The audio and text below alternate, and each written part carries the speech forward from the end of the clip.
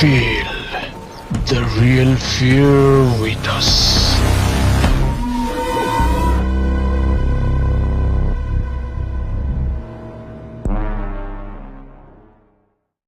প্রিয় লিসেনার্স, আসসালামু আলাইকুম। Feel the real fear with আস।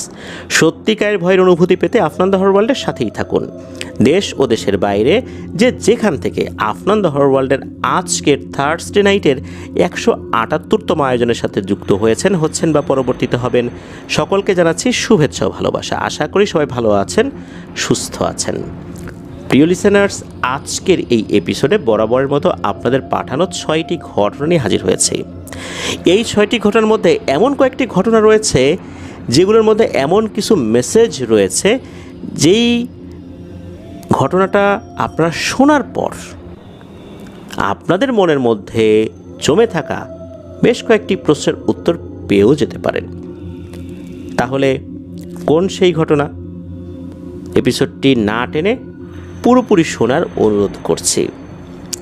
প্রিয় লিসেনার্স, আপনারাও আমাদেরকে ঘটনা পাঠাতে পারেন লিখে বা রেকর্ড করে Afnan the horror world bd@gmail.com এই মেল অ্যাড্রেসে। ইমেল অ্যাড্রেসের স্পেলিংটা বলে দিচ্ছি: AFNANTHEHORRORWORLDBD Afnan the horror world bd@gmail.com। স্পেলিংটাও আমরা আমাদের ভিডিওর ডিসক্রিপশনে দিয়ে রেখেছি, সেখানে গিয়ে স্পেলিংটা চেক করে নিতে পারবেন। ঘটনাগুলো কেমন লাগছে তা জানিয়ে এই ভিডিওর কমেন্ট সেকশনে কমেন্ট করতে পারেন। এছাড়া আমাদের ফেসবুক পেজ আর গ্রুপ তো রয়েছে আফনান দ্য হরর ওয়ার্ল্ড নামে, সেখানে গিয়েও আপনারা আপনাদের মতামত জানাতে পারেন। এই ভিডিওর লাইক বাটনে প্রেস করতে ভুলবেন না, আর ভিডিওর লিঙ্কটাও বেশি বেশি করে শেয়ার করে দেবার অনুরোধ করছি। আমাদের আরও একটি ইউটিউব চ্যানেল রয়েছে আফনান স্মি নামে, সেটার লিঙ্কও এই ভিডিওর ডিসক্রিপশনের একদম উপরের দিকে দেওয়া রয়েছে, সেখানে ক্লিক করলেই আপনারা আমাদের ওই চ্যানেলে ঢুকে যেতে পারবেন, সেখানেও সাবস্ক্রাইব করার অনুরোধ করছি। চলুন শুরু করি আজকের এপিসোডের প্রথম ঘটনা। এই ঘটনাটি আমরা যার কাছ থেকে পেয়েছি, মজার বিষয় হচ্ছে যে ওনার পাঠানো আরও একটি ঘটনা যেটি ওনার আম্মুর সাথে ঘটেছিল, সেই ঘটনাটি আমরা প্রচার করেছিলাম। ওনার নামটাও আমরা বলেছিলাম। নাম যখন বলা হয়ে গেছে, এরপরে উনি বেশ কিছু ঝামেলায় পড়ে গিয়েছিলেন। অনেকেই ওনাকে নক করেছেন, বিভিন্নভাবে বিভিন্ন বিষয় জানতে চেয়েছেন। বেশ বিব্রতকর পরিস্থিতিতেই ওনাকে পড়তে হয়েছিল। এই কারণে উনি অনুরোধ করেছেন যে এবার যেন ওনার নামটা আমরা না বলি, তবে ওনার আসল নামের সাথে মিল রেখে আমরা একটা ছদ্মনাম দিচ্ছি, জোবাইদা। তো জোবাইদা আপুর কাছ থেকে আমরা এই ঘটনাটি পেয়েছি। আর ওনার বাড়ি খুলনা জেলার খালিশপুর থানার বয়রা বাজার এলাকায়। তো চলুন ঘটনায় চলে যাই। এই ঘটনাটির মধ্যে উল্লেখযোগ্য কিছু বিষয় রয়েছে, চলুন শুরু করি। এই ঘটনাটি এই জুবাইদা আপু ওনার শাশুড়ির কাছ থেকে শুনেছেন। প্রায় 20 বছর আগে নাকি ঘটনাটি ঘটেছিল। যাকে কেন্দ্র করে ঘটনাটি ঘটেছিল সে ছিল এই জুবাইদা আপুর হাজব্যান্ডের দূর সম্পর্কের আত্মীয়। মূল ঘটনায় যাবার আগে কিছু তথ্য জানিয়ে রাখা ভালো। গ্রাম বাংলায় পুষ্কল এই শব্দটি প্রচলিত রয়েছে। পুষ্কল পাওয়া, এই জিনিসটা আসলে কি? পুষ্কল পাওয়ার নাকি একটা প্রসেস রয়েছে। ওনার শাশুড়ির ভাষ্য অনুযায়ী দীর্ঘ 6 অমাবস্যা ধরে যদি কেউ অসুস্থ থেকে 7ম অমাবস্যার দিন যদি মারা যায়, সেক্ষেত্রে এই 7 নম্বর অমাবস্যার তিথি বা গণ পাওয়ার আগেই তাকে দাফন করতে হবে। অর্থাৎ অমাবস্যার তিথি শুরু হওয়ার আগেই তাকে দাফন করতে হবে। হয়তোবা ওই দিন অমাবস্যা, বাট অমাবস্যার তিথি বা গণ শুরু হয় নাই, তার আগেই দ্রুত দাফন করতে হবে। যদি তা না করা হয়, যদি তিথি বা গণ পাওয়ার পর দাফন করা হয়, সেক্ষেত্রে নাকি ওই মৃতদেহ পুষ্কল পায়। অর্থাৎ সেই মৃতদেহ নাকি ভয়ঙ্কর পিশাচ শ্রেণীর দখলে চলে যায়। আর এই পিশাচগুলো লাশের উপর প্রভাব বিস্তার করতে সক্ষম, লাশের মধ্যে ঢুকে ভয়ঙ্কর ধরনের অ্যাক্টিভিটিগুলো করতে সক্ষম। আর যদি পরিপূর্ণভাবে একবার এই পিশাচ শ্রেণীর জিন ওই লাশের উপর পুরোপুরি দখল নিতে পারে, তাহলে ভয়ঙ্কর সমস্ত আলামত শুরু হয়ে যায়। তবে এটা একদিনে কিন্তু তারা নিতে পারে না, ধীরে ধীরে নেয়। ঘটনাটি ঘটেছিল বাগেরহাট জেলার মোরেলগঞ্জ উপজেলায়। যাকে কেন্দ্র করে ঘটনাটি ঘটেছিল তিনি ঠিক একই রকমভাবে 6 অমাবস্যা ধরে অসুস্থ ছিলেন। এক পর্যায়ে তিনি 7 নম্বর অমাবস্যার দিন মারা যান। তখন এই পুষ্কল পাওয়ার ব্যাপারটা প্রচলিত থাকলেও বিষয়টা তখন কেউ আমলে নেয়নি, কেউ কল্পনাও করতে পারেনি যে ভয়ঙ্কর কিছু ঘটতে পারে। পরিবারের লোকজন 7-5 না ভেবে সুবিধা মতো দাফন করে দেয়। দুর্ভাগ্যবশত 7 নম্বর অমাবস্যার তিথি পাওয়ার পর দাফন করা হয়।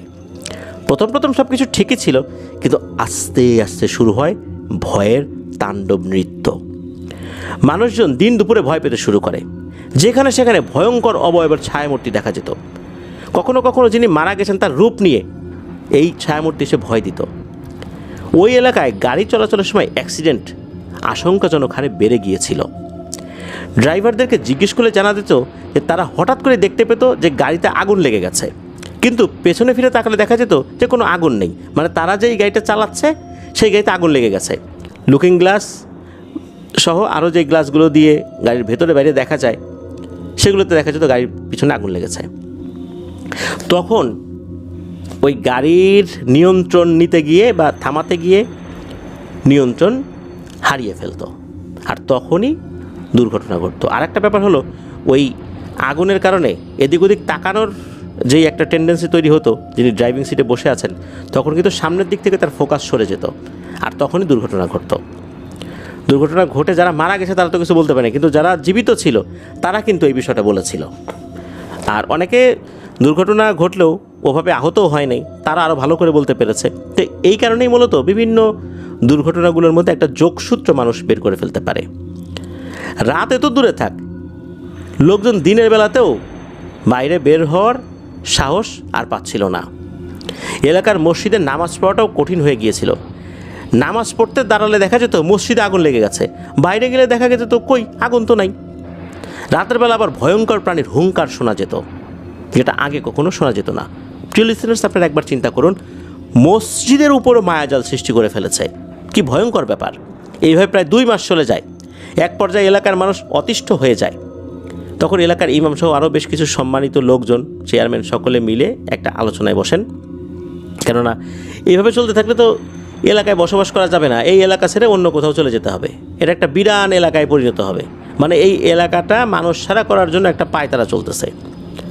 এছাড়া তো অন্য কোনো উদ্দেশ্য তারা বুঝতে পারছেন না, কারণ এই এলাকা থেকে লোকজন সরে গেলে এখানে একটা জিন ভূতেদের অভয়ারণ্য হবে, এটাই হয়তো বা চাচ্ছে। তো আলোচনার প্রেক্ষিতে এবং হুজুরের প্রচেষ্টায় জানা যায় যে উনি যে মারা গিয়েছিলেন তার রূপ ধরে ভয়ঙ্কর কোনো পিশাচ সবাইকে ভয় দেখাচ্ছে, আর তাকে 7 নম্বর অমাবস্যার তিথি পাওয়ার পর দাফন করা হয়েছিল। এই কারণে তার দেহ পুষ্কল পাওয়া শুরু করেছে। পুরোপুরি পুষ্কল পাওয়া হয়ে গেলে বড় ধরনের ধ্বংসলীলা শুরু হয়ে যাবে এলাকার ভিতরে। সম্পূর্ণরূপে পুষ্কল পাওয়ার আগেই ব্যাপারটা থামাতে হবে। ওই দিন রাত্রেই মসজিদের ইমাম সহ আরও সাহসী কয়েকজন ব্যক্তিকে নিয়ে এলাকাবাসী ওই ব্যক্তির কবরে হাজির হন। ইমামের কথা অনুযায়ী প্রায় 1 হাত লম্বা 5টি লোহা, অনেকে এটাকে গজাল লোহা বা গজা লোহা নামে চেনে, এগুলো নিয়ে আসা হয়। সেই লোহাগুলোতে হুজুর বিভিন্ন সূরা কালাম পরে ফু দিতে থাকেন। ততক্ষণে বাকি যারা ছিলেন তারা ওনার কবরটি খুঁড়তে থাকেন। কবরটি খোঁড়ার পর এলাকাবাসী যা দেখেন তা দেখার জন্য কেউই প্রস্তুত ছিলেন না। কবর খোঁড়ার পর দেখা গেল এই যে মাসখানিক হয়ে গেছে, এই দেহটি একদম তাজা, দেখে মনে হচ্ছে যে একটু আগে দাফন করা হয়েছে। কিন্তু ভয়ঙ্কর বিষয়টা হলো তার দেহে কাফনের কাপড় নাই, শুধু 6 ইঞ্চির মতো কাফনের কাপড় এক পাশে পড়ে আছে, তাও ছেঁড়া অবস্থায়। সুন্দর করে কাটা বিষয়টা এরকম না, মনে হচ্ছে কেউ ছিঁড়ে ফেলেছে। এটার দৈর্ঘ্য 6 ইঞ্চির মতো হবে। হুজুরের কথা অনুযায়ী যারা কবর খুঁড়েছেন তারা ওই 5টি লোহা নিয়ে কবরের মধ্যে নেমে পড়েন। এদিকে হুজুর সূরা কালাম পড়তে থাকেন। হুজুর এবার হাতুড়ি দিয়ে ওই 5টা গজাল লোহা লাশের শরীরের বিভিন্ন অংশে পুঁতে দিতে বলেন, 2টা হাতে, 2টা পায়ে, আর সবশেষ বুকের উপর একটা। যখন হাতুড়ি দিয়ে এই লোহা গাঁথার কাজ শুরু হয় তখনই লাশটা নড়াচড়া শুরু করে, লাশটা গোংরাতে শুরু করে। এক পর্যায়ে লাশটি চিৎকার করে ছটফট করতে থাকে। এটা দেখে উপস্থিত লোকজন অনেক বেশি ভয় পান। তারা চিন্তা করেন, আরে এ তো জীবিতই ছিল, জীবিত অবস্থায় মনে হয় দাফন করা হয়েছে। কেউ কেউ তো ভয়ে বাসার দিকে দৌড় দিয়েছেন, অনেকে ওখানে অজ্ঞান হয়ে পড়ে গেছেন। এই সমস্ত কর্মকাণ্ড দেখে হুজুর এক পর্যায়ে ভয় পান, কেননা উনি এই ধরনের কাজ এর আগে কখনোই করেন নাই, শুধু ওনার ওস্তাদের মুখে শুনেছেন। আর এই কাজ করতে গিয়ে যদি থামিয়ে দেওয়া হয় তাহলে কিন্তু কারো আর নিস্তার নাই, সবার মৃত্যু নিশ্চিত। হুজুর তো বুঝতে পেরেছিলেন যে এখন থামা যাবে না। এদিকে কবরের মধ্যে আরও যারা নেমেছেন তারা তো ভয় পাচ্ছেন মারাত্মক। তারপর তারা সাহসী ছিলেন, আল্লাহর উপর ভরসা করে কাজ ওনারা সম্পন্ন করেন। বুকে যখন ওই গজা লোহা পুঁতে দেওয়া হয়েছে তখন লাশটি একদম নিস্তব্ধ হয়ে যায়। হুজুর তখন বলেন, এইবার লাশের মুখ চেক করো। কাফনের কাপড়ের বাকি অংশ লাশের মুখের মধ্যেই পাওয়া যেতে পারে। এরপর কি হয়, মুখটা যখন চেপে ধরা হয়, আমরা অনেক সময় পাশের গাল চেপে ধরলে মুখটা একটু হা হয়ে যায়, ওইরকমভাবে যখন চেপে ধরা হয় তখন দেখা গেল যে এই কাফনের কাপড়টা টুকরো টুকরো, ছোটো ছোটো টুকরো। এটা কীরকম, যদি আমরা একটা কাগজ হাতে নিয়ে দাঁত দিয়ে কামড় দিয়ে একটু একটু করে ছিঁড়ি, কীরকম ওই রকম মনে হচ্ছে কাফনের কাপড়টা একটু একটু করে ছিঁড়ে ছিঁড়ে ছিঁড়ে ছিঁড়ে মুখের মধ্যে নিয়েছে। আর এত বড় একটা কাফনের কাপড় একটু একটু করে ছিঁড়ে ছিঁড়ে ছিঁড়ে ছিঁড়ে মুখের মধ্যে নিয়েছে, মুখটা কিন্তু ফুলে ওঠে নাই, স্বাভাবিক।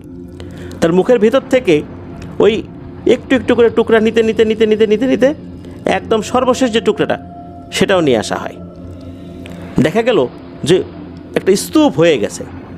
কাফনের কাপড় তো একদম ছোট না, একটা পরিপূর্ণ বয়স্ক মানুষের কাফনের কাপড় তো অনেক বড়ই হয়। তো সেটা যদি অনেকগুলো টুকরো করা হয় তাহলে এক জায়গা করলে তো সেটা একটা ছোটোখাটো ঢিবির মতো হয়ে যাবে। এগুলো একটু ফাঁপা ফাঁপা থাকে, কাপড় একটার উপর একটা রাখলে ওরকম ঢিবির মতো দেখা যায়, ওরকম হয়ে গিয়েছিল। বোঝা গেল যে দাঁত দিয়ে একটু একটু করে কামড়ে কামড়ে এই জিনিসগুলো মুখের মধ্যে পুড়েছে। এরপর হয়তোবা তার পাকস্থলিতে চলে যেত, আর যখন চলে যেত তখনই পুষ্কল পাওয়াটা সম্পূর্ণ হতো। আর একবার পুষ্কল পেয়ে গেলে ওই পিশাচ শ্রেণীর জিনটা ওই এলাকার সব মানুষকে একদম নাজেহাল করে ছাড়ত। আর ওই জিনকে তখন আল্লাহ ছাড়া আর কেউ ঠেকাতে পারতো না, অন্য শক্তিশালী জিনেরা এসেও ওর সাথে পেরে উঠতো না। এরপর ওই লাশকে আবার উপরে তোলা হয়, নতুন করে গোসল করিয়ে নতুন করে কাফনের কাপড় পরিয়ে দাফন করা হয়। এরপর আল্লাহর রহমতে এই সমস্যা একদমই থেমে যায়, আবার স্বাভাবিক হয়ে যায় সব কিছু। তবে এই যে হুজুর, উনি তো আসলে এই কাজটাতে অভ্যস্ত ছিলেন না, উনি তো পূর্বে এই কাজ করেন নাই, শুধু ওনার ওস্তাদের মুখে এই কাজের প্রক্রিয়া সম্পর্কে জেনেছিলেন। উনি ওই সময় এমন ভয় পেয়েছিলেন, অন্য মানুষজন মারা যায় নাই, কিন্তু হুজুর এই ভয়ের কারণেই প্রচণ্ড রকমের অসুস্থ হয়ে যান। 3 দিন টানা জ্বর থাকার পর হুজুর মারা যান। হুজুর মারা যাওয়ার পর এলাকায় শোকের ছায়া নেমে আসে, যার কারণে আল্লাহর রহমতে এত বড় একটা বিপদের হাত থেকে ওনারা রক্ষা পেলেন, তিনি মারা গেলেন। আর হুজুর ওই মসজিদের ইমাম ছিলেন। হুজুর মারা যাওয়ার পর ওই মসজিদে ভয়ে নাকি কেউ নামাজ পড়তে যেতে চাইতো না। আস্তে আস্তে ওই মসজিদটা একদম বিরান হয়ে যায়। দীর্ঘ 20 বছরের বেশি সময় হয়ে গেছে, এখনও নাকি ওই মসজিদটা খালি পড়ে আছে, এমনটাই জানিয়েছেন জুবাইদা আপু। প্রিয় লিসেনার্স, শুনলেন তো ঘটনা। আমরা কিন্তু এই ধরনের ঘটনাগুলো ইতিপূর্বে বলেছি, এই ধরনের ঘটনা নিয়ে আমরা অ্যানালাইসিস করেছি। কিছু কিছু ঘটনা একই রকম, কিছু কিছু ঘটনা একটা থেকে আরেকটা ভিন্ন হয়।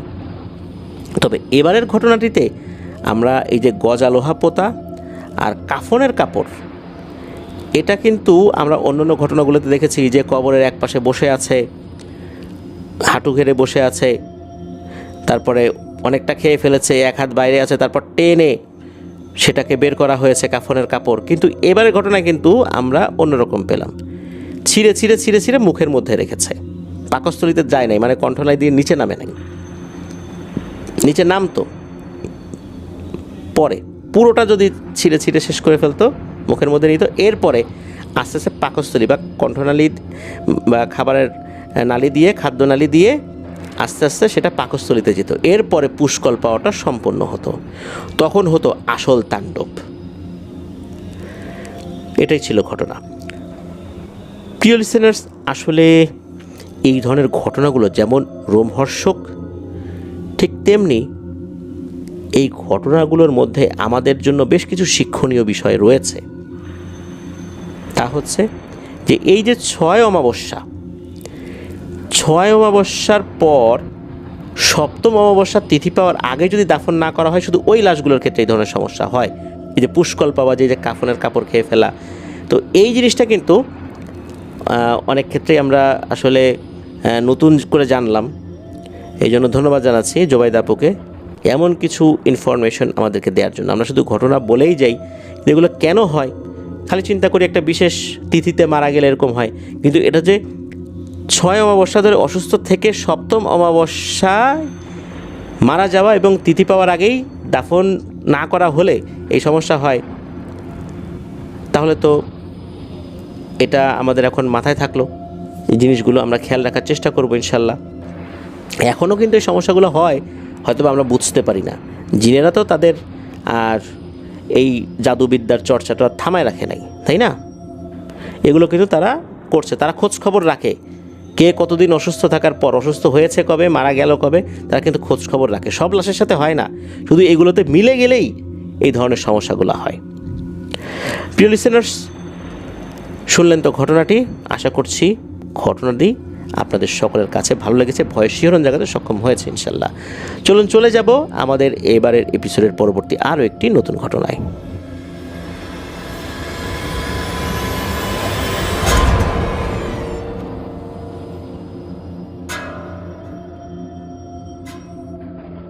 আবারও স্বাগতম জানাচ্ছি প্রিয় লিসেনার্স আমাদের এবারে থার্সডে নাইটের 178তম আয়োজনের নতুন আরও একটি ঘটনায়। এখন যে ঘটনাটি আপনাদের সাথে শেয়ার করব, এই ঘটনাটি আমাদেরকে যিনি পাঠিয়েছেন তার নাম নাশিতুর রহমান নাজমুল। ওনার বাড়ি জামালপুর জেলার সদর উপজেলার গোড়ারকান্দা গ্রামে। যে ঘটনাটি উনি পাঠিয়েছেন, এই ঘটনাটি ওনার জ্যাঠাতো ভাই তোতন ভাইয়ের সাথে ঘটেছিল। ঘটনাটির সময়কাল 2006 কি 7 সালের দিকে। তোতন ভাইয়ের কর্মজীবন কৃষিকাজের সাথে জড়িত। তিনি জমি চাষের জন্য ট্রাক্টর মেশিন চালাতেন। 2007 সালের দিকে ট্রাক্টর মেশিন কিন্তু খুব বেশি ছিল না। তখন দেখা যেত একজন ট্রাক্টরওয়ালা 50 থেকে 60 একর জমি চাষ করতেন প্রতিদিন, যার জন্য প্রতিদিনই ননস্টপ চাষ করতে হতো।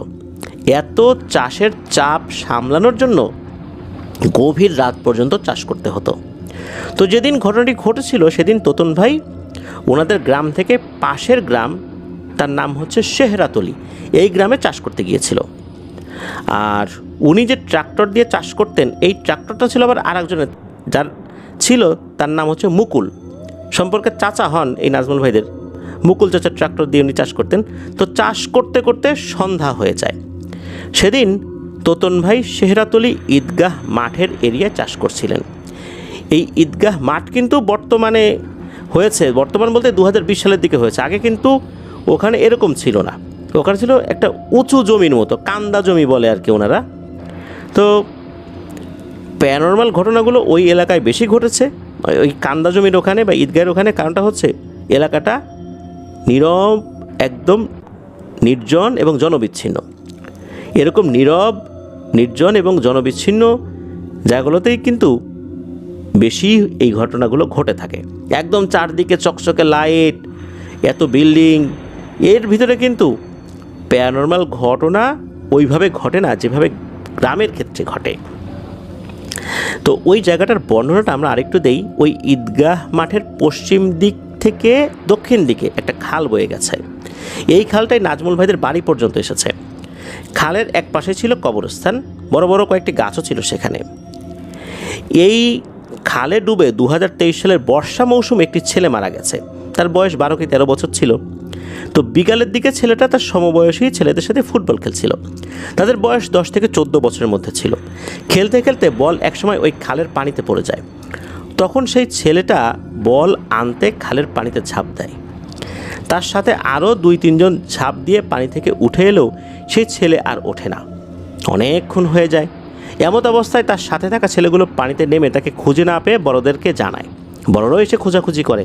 কিছুক্ষণ খোঁজাখুঁজি করার পর যেখানে ডুবে গিয়েছিল সেখান থেকে নিচের দিকে, মানে খালের ভাটিতে, ছেলেটার লাশ খুঁজে পাওয়া যায়। সেখানে কিন্তু অত বেশি পানি ছিল না, ম্যাক্সিমাম 7 ফুট পানি ছিল।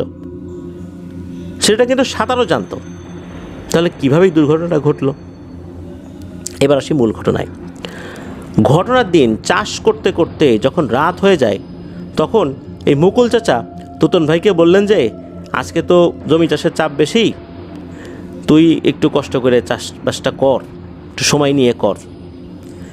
তখন একটা টার্গেট দেয় তোতন ভাইকে যে কষ্ট তো করবে, কতটুকু করবে।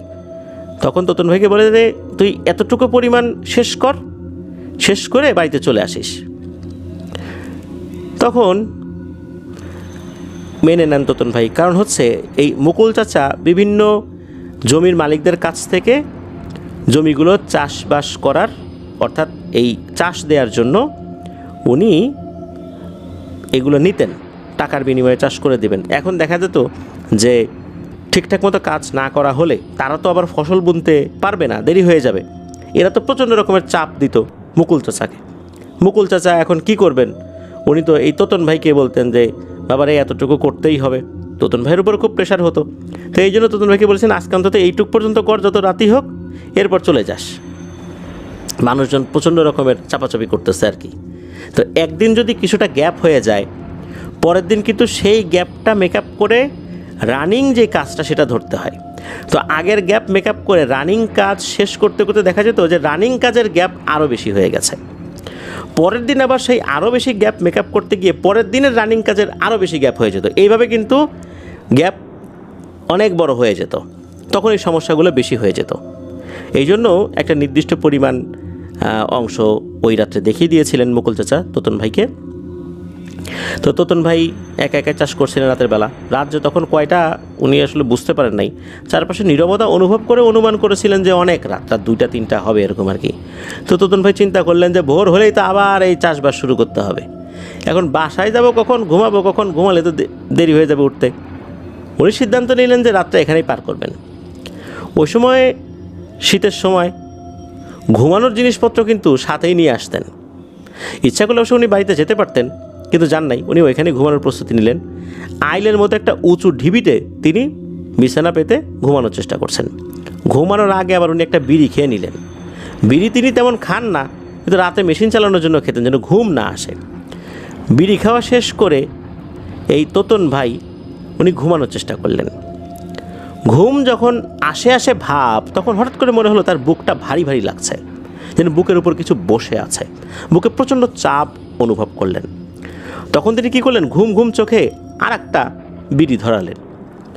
তখন আবার এই চাপটা নাই। যখন বিড়ি শেষ হলো, তখনই আবার তার শরীরটা অবশ হয়ে আসছে। সারাদিন পরিশ্রম করেছেন, তাই হয়তো বা ওনার শরীরটা এমন করছে। ঘুমানোর চেষ্টা করছেন এরপরও আবারও ওনার কাছে মনে হলো যে বুকের উপর প্রচণ্ড ভারী কিছু উঠে বসেছে।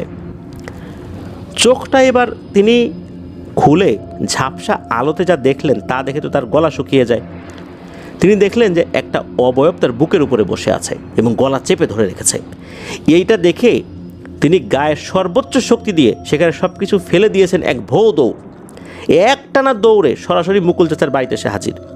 তখন বাড়িতে শুধু মুকুল চাচার বাবা ছিলেন, অন্যরা আত্মীয় বাড়িতে বেড়াতে গিয়েছিল। তো মুকুল চাচার বাবাকে সব ঘটনা খুলে বললে তিনি তখনই তাকে এই লোহা আগুনের উপর দিয়ে, সেটা আবার বিশেষ প্রক্রিয়ায় পানি, মানে এটা কীভাবে করে আমি ঠিক বলতে পারবো না, যে লোহা আগুনে দিয়ে সেটা আবার পানির মধ্যে ভিজিয়ে একটু লবণ ছিটিয়ে এরকমই আর কি হয়তো বা হবে আর কি। তো এটা এই পানিটা খাওয়ান আর কি। পরের দিন সকালবেলা এই তোতন ভাই ওই জায়গাতে গিয়ে জানতে পারেন উনি যেই উঁচু ঢিবিটা ঘুমানোর জন্য বেছে নিয়েছিলেন ওইটা আসলে একটা ছিল কবর। আর এই কবরটা একটা মেয়ের কবর ছিল। এই মেয়েটাকে নাকি কিছু দুর্বৃত্ত খুনি গলা কেটে হত্যা করেছিল, তাকে ওইখানে কবর দেওয়া হয়েছে। এই জন্যই হয়তোবা এই কবরের উপর শোয়ার কারণে কোনো একটা সমস্যা হয়েছে। ওখানে থাকা কোনো পাহারাদার জিন চায় নাই যে এই কবরের উপর সে সুখ বা এরকম কিছু একটা হতে পারে আর কি, এমনটাই ধারণা করা হয়। কবরটা এখনও সেখানেই আছে। আর তোতন ভাই তো জানতো না যে এখানে একটা কবর রয়েছে, উনি তো বুঝতেও পারেন নাই। তবে এই ঘটনার পর তোতন ভাইয়ের সাথে অন্য কোনো ধরনের কোনো সমস্যা আর হয় নাই। তার উপর আর নতুন করে কোনো জিনভূত আসরও করে নাই, তার শরীরও অসুস্থ হয় নাই। এটা এই পর্যন্তই, এই ঘটনা এখানেই শেষ হয়ে যায়। এটাই ছিল ঘটনা। ধন্যবাদ জানাচ্ছি নাজমুল ভাইকে ওনার পাঠানো চমৎকার একটি ঘটনার জন্য আশা করি ওনার কাছ থেকে আরও ঘটনা ইনশাল্লাহ আমরা পেতে থাকবো। প্রিয় লিসেনার, চলুন চলে যাবো আমাদের এবারে থার্সডে নাইটের 178তম আয়োজনের পরবর্তী আরও একটি নতুন ঘটনায়।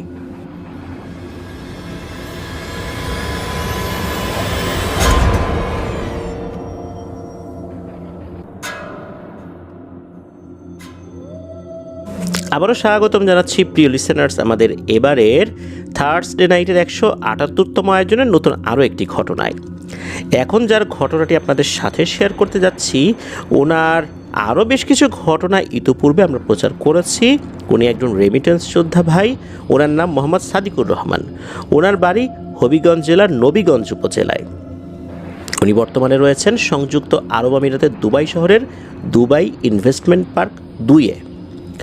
উনি কিন্তু আমাদের চ্যানেলে ঘটনা পাঠানোর জন্য অনেক চেষ্টা করে যাচ্ছেন, অনেকের সাথেই কথা বলেন ঘটনা সংগ্রহ করার জন্য। দুবাই শহরে তো আমাদের পার্শ্ববর্তী দেশ সহ আরও বেশ কিছু দেশের অনেক মানুষই সেখানে রয়েছেন। বিভিন্ন দেশ থেকে সেখানে মানুষজন আসেন। বহু জাতির এক মিলন মেলা বলতে হবে সেখানে। যারা ওখানে আসেন অনেকেই তো লেবার ভিসায় আসেন। তাদের অনেক ধরনের অভিজ্ঞতা রয়েছে, অনেক ঘটনা জানা রয়েছে। তো এমন ব্যক্তিদেরকেই উনি জিজ্ঞেস করেন যে ভৌতিক কোনো ঘটনা আছে কি না। সবার কাছে না থাকলেও কারো কারো কাছে কিন্তু পাওয়া যায়। তবে যাদের সাথে কথা বলেছেন উনি অধিকাংশই কিন্তু জাদুর দ্বারা আক্রান্ত ছিলেন। ছোট হোক বড় হোক, অনেকেই জাদু দ্বারা আক্রান্ত পূর্বে হয়েছেন, এখনও হচ্ছেন, এরকম মানুষ উনি পেয়েছেন। আর যে ঘটনাটি উনি কালেক্ট করেছেন যার কাছ থেকে, তার নাম হচ্ছে রুহিত যাদব।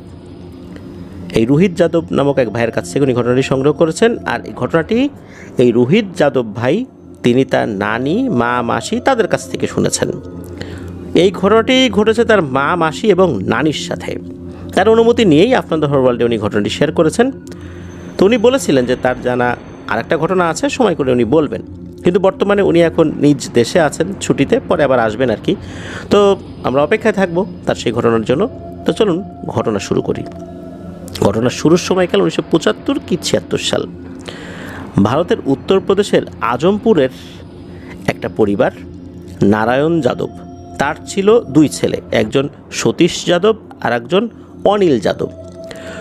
সতীশের মেয়ে একজন, ছেলেও একজন, আর অনিলের 4 মেয়ে। 75 কি 76 সালের দিকে যখন এই 2 ভাইয়ের বড় মেয়েরা বিয়ের উপযুক্ত হয়, তখন তাদের বিয়ের জন্য অনেক প্রস্তাব আসে। একদিন এক আত্মীয় অনিলের বড় মেয়ের জন্য একটি বিয়ের প্রস্তাব নিয়ে আসে তাদের পাশের গ্রামের এক স্বর্ণ ব্যবসায়ীর জন্য। তার বয়স তখন মোটামুটি 28 কি 30-এর মধ্যে। কথাবার্তার এক পর্যায়ে ছেলে দেখতে আসার জন্য দিন ধার্য করা হয়। সেই অনুযায়ী ছেলে তার ভাই, বোন এবং মা বাবা নিয়ে মেয়ে দেখতে আসে। তারা মেয়ে দেখে যায়। সেখানে মেয়ের পরিবারের সবাই ছিল, মেয়ের চাচাতো ভাই বোন সবাই। ছেলের বাবা বলেন, আমরা বাড়ি গিয়ে আপনাদেরকে জানাবো। 2 দিন পর সেই আত্মীয় মারফত খবর পাঠান যে তাদের নাকি মেয়ে পছন্দ হয় নাই। এর কিছুদিন পরে সেই আত্মীয় আবার আসেন আর বলেন ওই ছেলে যে সন্দীপ যাদব সতীশ যাদবের মেয়ে চন্দনা যাদবকে পছন্দ করেছে এবং বিয়ে করতে চায়। তখন সতীশ এবং তার মেয়ে মানা করে দেয়। মানে দেখতে আসছে একজনকে, আর এক মেয়েকে পছন্দ করছে। কিন্তু আত্মীয়র জোরাজুরিতে সতীশের ভাই অনিল বলেন যে আমি খবর নিয়েছিলাম ছেলেটা ভালো আছে এবং তাদের নিজস্ব ব্যবসা আছে, আর আমার মেয়েকে পছন্দ হয় নাই তো কী হয়েছে, তোমার মেয়েকে পছন্দ করছে, তাকে বিয়ে দিয়ে দাও।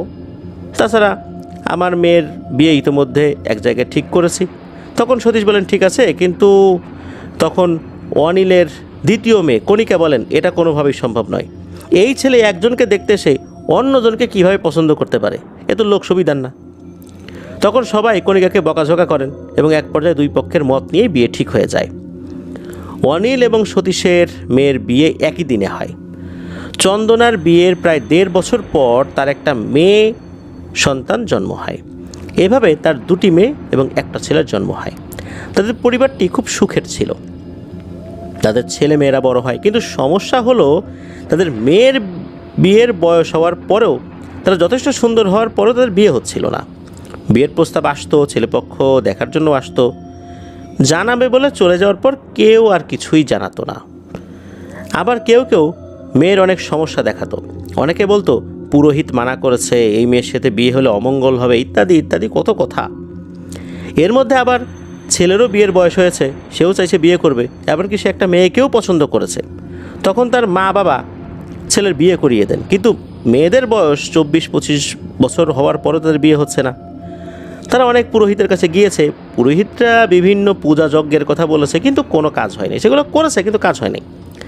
এক পুরোহিত বলেছিলেন এই সমস্যা কাটাতে হলে গাছের সাথে নাকি আগে বিয়ে দিতে হবে।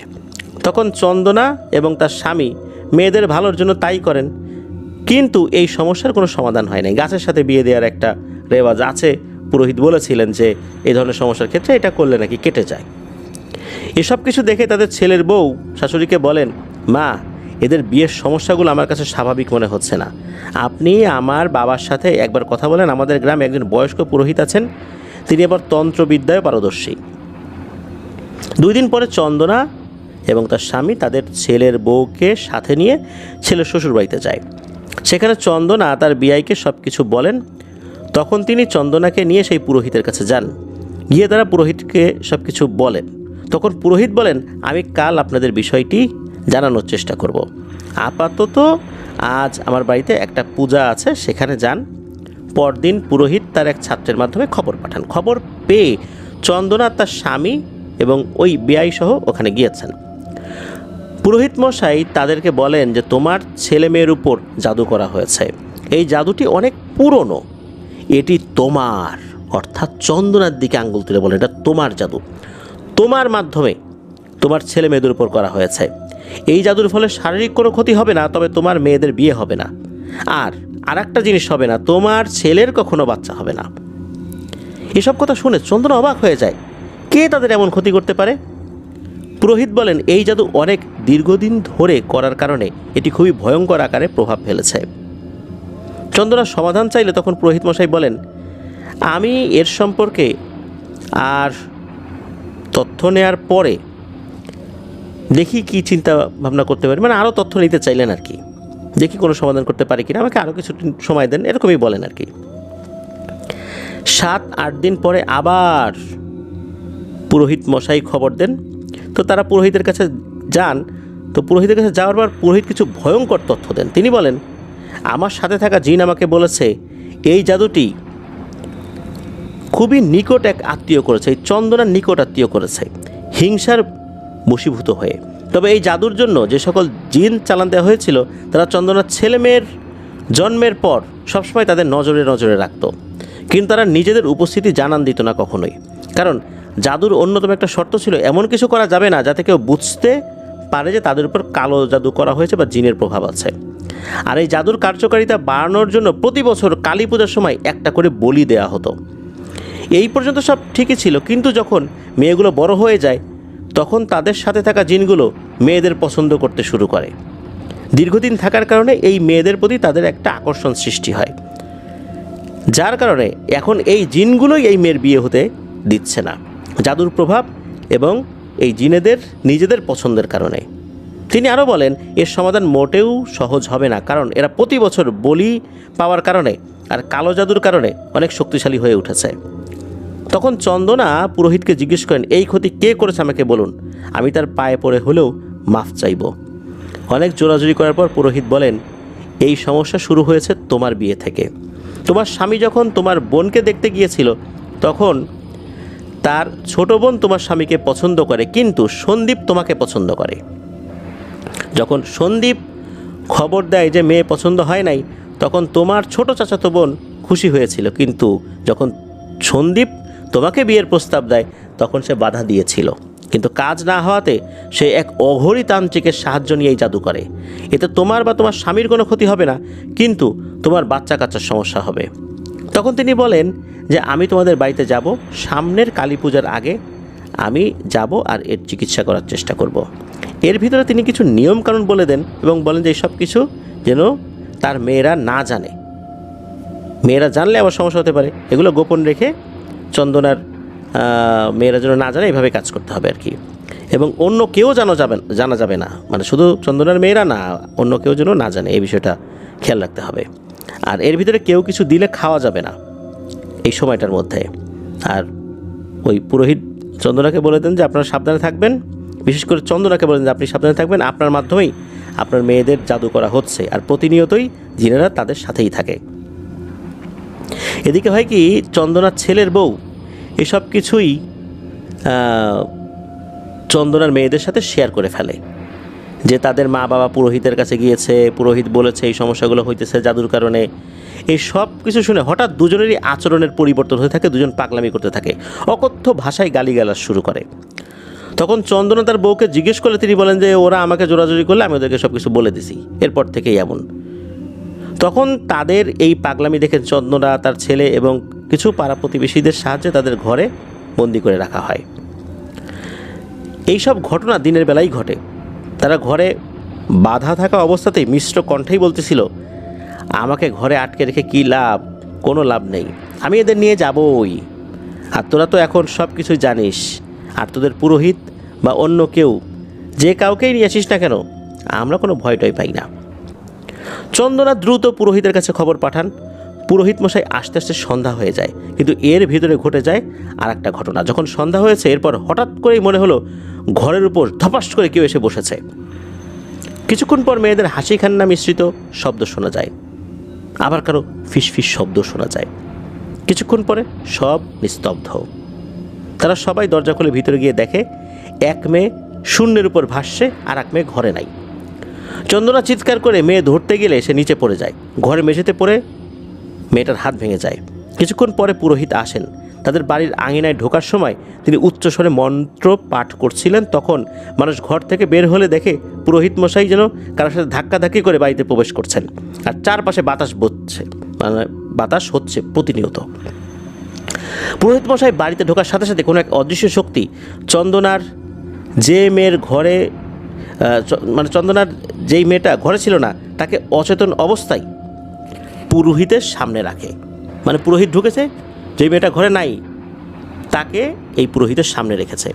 তখন পুরোহিত মশাই বলেন যে একে জিনেরা নিয়ে গিয়েছিল, আর অন্য মেয়েকেও নিয়ে যেত, কিন্তু আপনার দরজা খুলে ভিতরে যাওয়ার কারণে নিয়ে যেতে পারেনি। আর যে মেয়েকে নিয়ে গিয়েছিল তাকে এই বাড়ির সীমানার বাইরে নিয়ে গেলে আর ফেরত পাওয়া যেত না। আমি যখন আপনাদের বাড়িতে আসি তখন আমার জিনেরা দেখে এই মেয়েকে নিয়ে যাচ্ছে, তখন তারা বাধা দিলে তারা আমার জিনেদের সাথে একরকম যুদ্ধে লিপ্ত হয়। তখন আমি মন্ত্র পড়তে শুরু করলে তারা আমাকে বাধা দেওয়ার চেষ্টা করে, কিন্তু সৃষ্টিকর্তার ইচ্ছায় আমার জিনেরা আমার সাথে থাকার কারণে আমি এদের বন্দি করতে সক্ষম হয়েছি। তবে আপনার মেয়েদের উপর থেকে এখনও কালো জাদুর প্রভাব কাটেনি। কালো জাদু করার জন্য নানান সময় আপনার বাড়ির নানান জায়গায় বিভিন্ন ধরনের জাদুর উপকরণ মাটিতে পুঁতে রাখা হয়েছে, আর আপনাদের নিজেদের মধ্যেই এই কাজগুলো করেছে। এমনকি কিছু কিছু জিনিস আপনি নিজেও নিজের অবচেতন মনেই করেছেন, আর কিছু জিনেরা করেছে, আর কিছু জিনিস আপনার বনে করেছে। এর কিছুক্ষণ পরে পুরোহিত মশাই কিছু জায়গা দেখিয়ে বলেন যে এই জায়গা ঘুরে দেখেন তো, এখানে কিছু পুটলি পাওয়া যাবে, এইগুলো বের করে আনতে হবে। সত্যি সেখানে খোঁড়া হয়। যখন খোঁড়া হলো, এরপর সেখানে থাকা জিনিসগুলো পুরোহিতের কাছে নিয়ে আসতে হবে। তবে পুরোহিত বলে দেন যে খোঁড়ার সময় কিন্তু বাধা আসতে পারে, ভয় পাওয়া যাবে না, এগুলো পিশাচের কাজ, ওরা এগুলো করবেই। আর পুরোহিত এটাও বলে দেন যে তার মন্ত্রজাল ভেদ করে ওই পিশাচগুলো এই খোঁড়ার সময় কোনো আক্রমণ করতে পারবে না। চন্দনার স্বামী এবং আরও 2-3 জন মিলে মাটি খুঁড়ে সত্যি পুটলি পায়, সেগুলো নিয়ে আসে। যখন খুঁড়ছিল তখন কিন্তু অনেক আত্মীয়ের কান্নার শব্দ, নাম ধরে ডাকা ইত্যাদি শুনতে পেয়েছিল, ঝড় হচ্ছিল। তারা যখন পুটলিগুলো নিয়ে আসলেন তখন পুরোহিত মশাই এগুলো এক জায়গায় করে একটা যজ্ঞ করলেন, এবং এগুলো পুড়িয়ে ফেলার জন্য যখনই এগুলো আগুনে ফেলেছেন সাথে সাথে আগুন নিভে যায়। আর এক অদ্ভুত শব্দ শোনা গেল, খুব চিকন শব্দ, কিন্তু এত চিকন শব্দ মনে হচ্ছে মাথার ভিতরে একদম তীর বিদ্ধ হচ্ছে, এমন অসহ্য শব্দ। মানে অনেক সময় হয় না এমন চি চি শব্দ, যেগুলো আসলে সহ্য করাই যায় না। আশেপাশের অনেকেই ভয়ে পালিয়ে যেতে চাইল। তখন পুরোহিত মশাই বললেন, কেউ যদি বাড়ির বাইরে যায় তাহলে সে সাথে সাথে মারা যাবে। তখন পুরোহিত মশাই আবার মন্ত্র পড়ে আগুন জ্বালালেন, কিন্তু আবার একই অবস্থা, আগুন নিভে যায়। এই অবস্থায় তিনি হাতে কিছু ঘি নিয়ে চারপাশে ছড়িয়ে দিলেন। সাথে সাথে আবারও কান্নার শব্দ শোনা গেল। আবার তিনি মন্ত্র পড়তে শুরু করলেন। চারপাশের পরিবেশ খুব ভারী হয়ে গিয়েছিল, মনে হচ্ছিল অনেক মানুষ মিলে খুব ভয়ঙ্করভাবে মারামারি করছে। তখন পুরোহিত মশাই এই পুঁটলিগুলো আগুনে ফাইনালি পুড়িয়ে ফেলতে সক্ষম হলেন। সাথে সাথে আত্মচিৎকার ভেসে আসে। যখন এগুলো পুড়ে যাচ্ছিল, আস্তে আস্তে মনে হচ্ছিল এই আত্মচিৎকারগুলো থেমে আসছিল, একটা পর্যায়ে সব কিছু শান্ত হয়ে যায়। পুরোহিত মশাই বলেন, সব সমাধান হয়ে গেছে, জিনগুলোকে হত্যা করা হয়েছে, আর যে এই জাদুটি করেছে তার কিছু সমস্যা হবে। এই উপকরণগুলো পোড়ানোর কারণে তার শরীরে ফোসকা পড়ে যাবে, ধীরে ধীরে এগুলো ভালো হয়ে যাবে, কিন্তু দাগ সারা জীবন থেকে যাবে। পরদিন খবর নিয়ে দেখা যায় চন্দনার চাচাতো বোনের অবস্থা খুবই খারাপ। সবাই দেখতে গেলে তিনি সব খুলে বলেন আর মাফ চান। তিনি এই ঘটনার পরে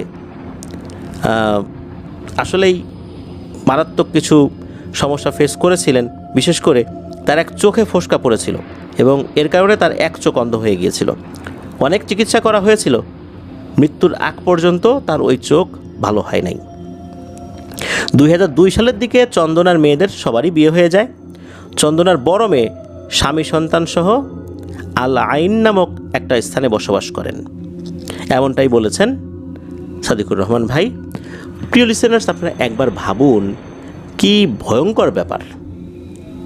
জাদু করা হয়েছিল একজনের উপর, কিন্তু তার থেকে তার সন্তানদের উপরেও সেই জাদু চলে এসেছে।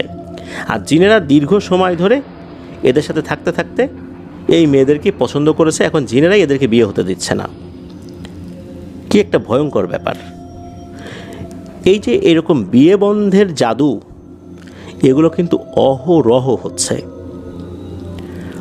এরকম বেশ কিছু পরিবার পাবেন যে সেই পরিবারের মেয়েদের আর বিয়েই হয়নি, অনেক বয়স হয়ে গিয়েছে, বার্ধক্যে চলে গেছে, বিয়ে হয়নি।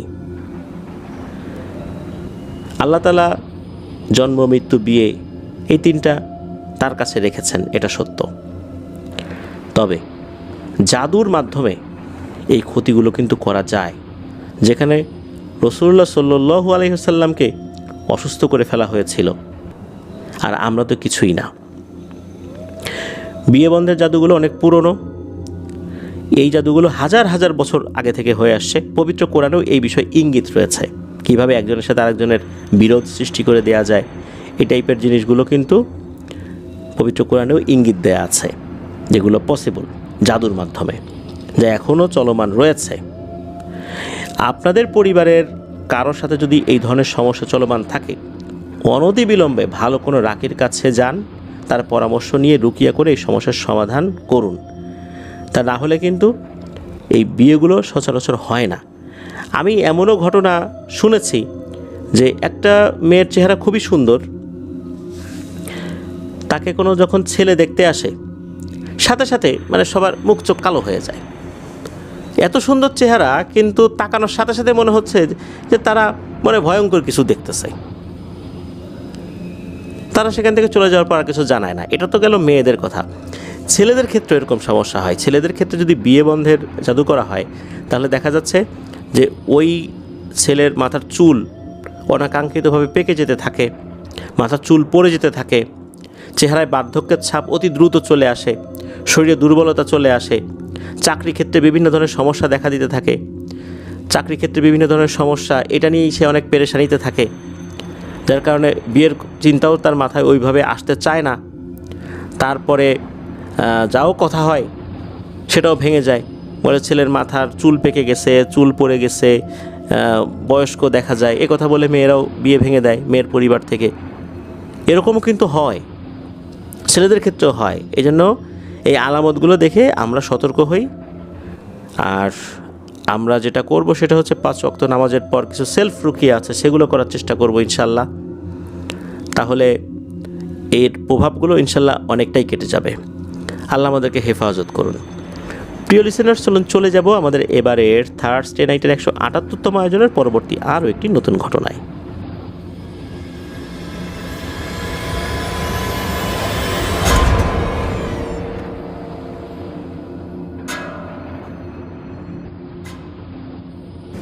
প্রিয় লিসেনার্স, এবারে যে ঘটনাটি আপনাদের সাথে শেয়ার করব, বিভিন্ন দৃষ্টিকোণ থেকে এই ঘটনাটি ভিন্ন রকমের।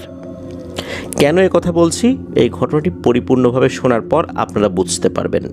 যিনি ঘটনা পাঠিয়েছেন তার নাম এবং পূর্ণ ঠিকানা প্রকাশের অনুমতি পাওয়া যায় নাই, তবে এতটুকু শুধু বলছি, তার বাড়ি নীলফামারী জেলার সদর উপজেলার কোনো একটি স্থানে।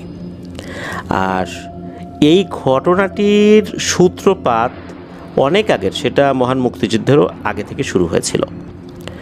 এক্সাক্ট সাল বা তারিখ এটা বলা পসিবল না। এই ঘটনাটি মূলত শুরু হয় দাদুর কাছ থেকে, অর্থাৎ যিনি আমাদেরকে ঘটনা পাঠিয়েছেন তার নিজের দাদুর কাছ থেকে। দাদু একজন কোরআনে হাফেজ ছিলেন। ছোটবেলাতেই মা বাবাকে হারিয়ে উনি ওনার ছোট ভাইকে নিয়ে চলে যান ভারতে। ভারতে যাবার পর উনি ওনার ছোট ভাইকে হারিয়ে ফেলেছেন বললে ভুল হবে। বড় ভাইয়ের কড়া শাসন থেকে বাঁচার জন্য ছোট ভাই তার কাছ থেকে পালিয়ে যান। পরবর্তীতে খবর পাওয়া গিয়েছিল যে পালিয়ে গিয়ে ভারতের আসামে কোনো একজন কালো জাদুর গুরু ধরে তার কাছ থেকে কালো জাদুর দীক্ষা নিয়েছিলেন তিনি।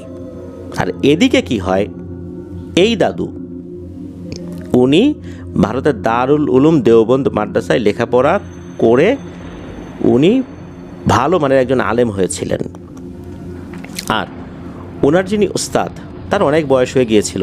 সেই ওস্তাদেরও অসংখ্য জিন ছাত্র ছিল। সেই জিনগুলোও ছিল খুবই পরহেজগার এবং পরোপকারী। সেই ওস্তাদ যখন মৃত্যুশয্যায়, তখন জিনেরাও তার কাছে আসে যে পরবর্তীতে তারা কার আনুগত্য করবে। যেহেতু দীর্ঘ একটা সময় তার খেদমতে ছিল, তাদেরই ওস্তাদ ছিল, তখন ওই ওস্তাদ জিনেদেরকে বলেন যে আমার একজন যোগ্য ছাত্র রয়েছে, তোমরা এর কাছে আনুগত্য করো, সে যা বলে খেদমত করার চেষ্টা করো, মানুষের উপকার করার চেষ্টা করো, কখনো কারো ক্ষতি করার চিন্তা মাথায়ও আনবা না। তারা সেটা মেনে নেন। এরপর থেকে এই দাদুর কাছে তারা আসা যাওয়া করতেন। দাদু উনি তো দারুল উলুম দেওবন্দ মাদ্রাসা থেকে লেখাপড়া শেষ করে আবার দেশে ফেরত আসেন। দেশে ফিরে আসার পর অনেক কিছুই পরিবর্তন হয়ে গেছে, কেননা ওনার মা বাবা তো অনেক আগেই মারা গিয়েছিলেন। আত্মীয় স্বজন কে কোথায় আছে জানেন না। দেশে আসার পর একটা মসজিদে ইমামতির দায়িত্ব নেন, আর বিয়ে শাদী করেন। তার শ্বশুরের যেই জমি জমা ছিল সেগুলো চাষাবাদ করছিলেন। তো এভাবে কাটছিল দিনকাল। ভালো রুকিয়া জানতেন। ওনার জিনেরা মাঝে মাঝে এসে কিছু কিছু জায়গার কথা বলতেন যে আপনি অমুক জায়গায় যান, ওখানে একজন ব্যক্তি অসুস্থ অবস্থায় আছে, তার চিকিৎসা করে আসবেন। তো জিনেদের কাছ থেকে তথ্য পেয়ে উনি সেখানে যেতেন। আমরা কিন্তু বিভিন্ন ঘটনায় দেখেছি যে কোনো মানুষ খুব অসুস্থ, কালো জাদু বা বিভিন্ন সমস্যার কারণে আক্রান্ত হয়ে আছে, হঠাৎ করে পাগল কিসিমের একজন লোক আসছে বা ফকির গোছের একজন লোক আসছে, এসে তার ট্রিটমেন্ট করেছে, আবার চলেও গেছে, কোনো বিনিময় নেয় নাই। সে যে কোথা থেকে আসছে, কোথায় চলে গেল কেউ জানেও না। এই ধরনের ব্যাপারগুলো আমরা দাদুর যেই ব্যাপারটা, সেটা থেকে কিছুটা আঁচ করতে পারি যে ঠিক এমনই কিছু ব্যক্তি থাকেন জিনেরা যাদের কাছে তথ্য দেয় যে অমুক জায়গায় অসুস্থ ব্যক্তি আছেন, আপনি সেখানে যান। তো দাদু কিন্তু এরকম যেতেন। এই জন্য আমরা বিভিন্ন ঘটনায় কিন্তু এই টাইপের তথ্যগুলো দেখি। তো যাই হোক, দাদু একবার তার জিনেদের মাধ্যমে তথ্য পেলেন যে কুষ্টিয়া বা তার আশেপাশে কোনো একটা জায়গায় যেতে হবে কোনো একটা রোগীর চিকিৎসা করতে। দাদু কোনো কিছু না ভেবেই জিনেদের দেওয়া তথ্য অনুযায়ী রওনা দিয়েছেন। বাসায় বলেই যান যে কোথায় যাচ্ছেন, আর বাড়ির লোকজন এগুলো নিয়ে কখনো কোনো আপত্তি করতো না, কারণ দাদুকে মাঝে মাঝেই চিকিৎসা করতে কিছু অপরিচিত জায়গায় যেতে হতো। ঠিকঠাক রোগীর চিকিৎসা শেষ করে আবার চলেও আসতেন। কিন্তু ওখানে গিয়ে তো আটকে গেছেন, কেননা দুরারোগ্য ব্যাধিতে আক্রান্ত, জটিল সমস্যায় আক্রান্ত এক রোগীর চিকিৎসা করার পর আল্লাহর রহমতে যখন রোগীটা সুস্থ হয়ে যায়, তখন এলাকাবাসী ওনাকে আর ছাড়বেন না, বলে যে হুজুর আপনি যেতে পারবেন না, আপনি আমাদের এলাকাতেই থাকেন। এখন হুজুর বলে তা কি হয় নাকি, আমার বউ বাচ্চা আছে, আর শ্বশুরবাড়ির জমি জমা দেখাশোনা করি, সেখানে মসজিদের ইমামতির দায়িত্ব পালন করি, আমাকে তো যেতেই হবে। কিন্তু ওই এলাকার লোকজন মানে এমন স্ট্রাইক করে বসলো, দাদু আর ওখান থেকে আসতেই পারলেন না। দাদু বলেন ঠিক আছে, থাকবো ইনশাল্লাহ, এখানেই থাকবো। তো ওখানেই একটা মসজিদের খেদমতে দাদু থেকে গেলেন, আর মাঝে মাঝে বাড়িতে আসতেন। বাড়ির লোকজনেরও এই বিষয়টা নিয়ে কিছুটা আক্ষেপ থাকলেও ওইভাবে কোনো অভিযোগ ছিল না, কারণ মানুষের খেদমত করাটাই দাদুর একটা অন্যতম কাজ হয়ে গিয়েছিল। কারণ দাদু যেই কাজগুলো করতেন, যেমন চাষাবাদের কাজ করা, এগুলো তো অন্য লোকও করতে পারবে। ওই মসজিদের ইমাম তো আরেকজনকেও রাখা যাবে। যে এলাকায় মানুষজন দাদুর মতো ব্যক্তিকে কদর করেছেন, সেখানে অবশ্যই মানুষের খেদমতের প্রয়োজন আছে। এই চিন্তা করে হয়তো বা দাদু সেখানে ছিলেন। তো দাদু মাঝে মাঝে আসতেন, বাড়িতে আসতেন, বাড়ির দেখাশোনা করতেন, সন্তানাদিদেরকে সময় দিতেন, আবার চলে যেতেন। তো এভাবে আসা যাওয়া উনি করতেন, রেগুলারই করতেন। এটা নিয়ে ওরকম না যে দীর্ঘদিন উনি বাড়িতে আসতেন না, বিষয়টা এরকম না। দাদুর কিন্তু 7টা সন্তান হয়েছিল। দাদু 10 বছর কুষ্টিয়াতে ছিলেন।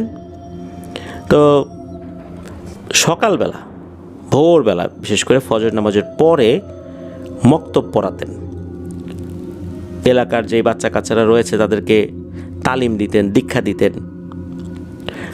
দাদু তো শুরু থেকে এই কাজটা করতেন। একবার হয় কি, দাদু লক্ষ্য করেন একটা লোক প্রতিদিন মসজিদের বাইরে এসে দাঁড়িয়ে থাকে, দাদু কিভাবে পড়াচ্ছে সেটা দেখে।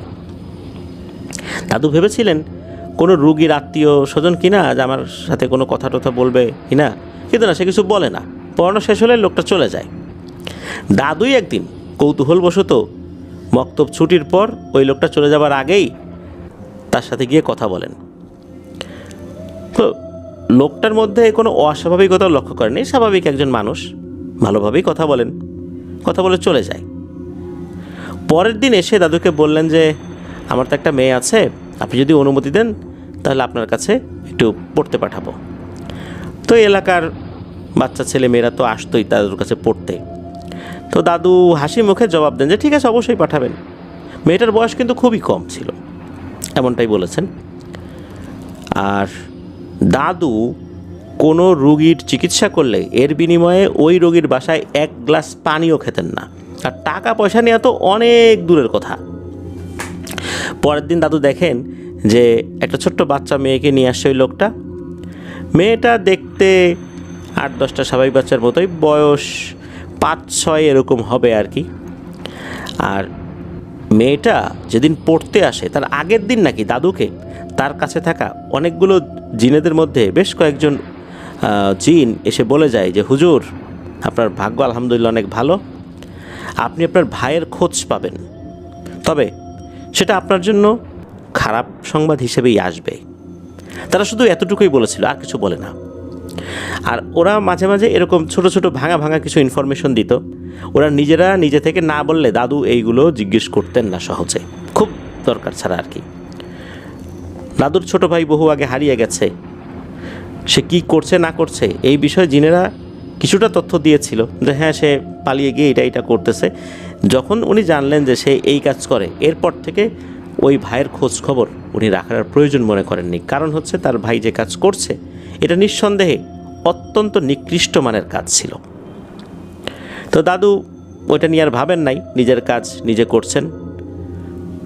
প্রথম দিন কিছু মনে না হলে দ্বিতীয় দিন লক্ষ্য করেন যে নতুন মেয়েটি এসেছে, সে সব ধরনের পড়াই পারে।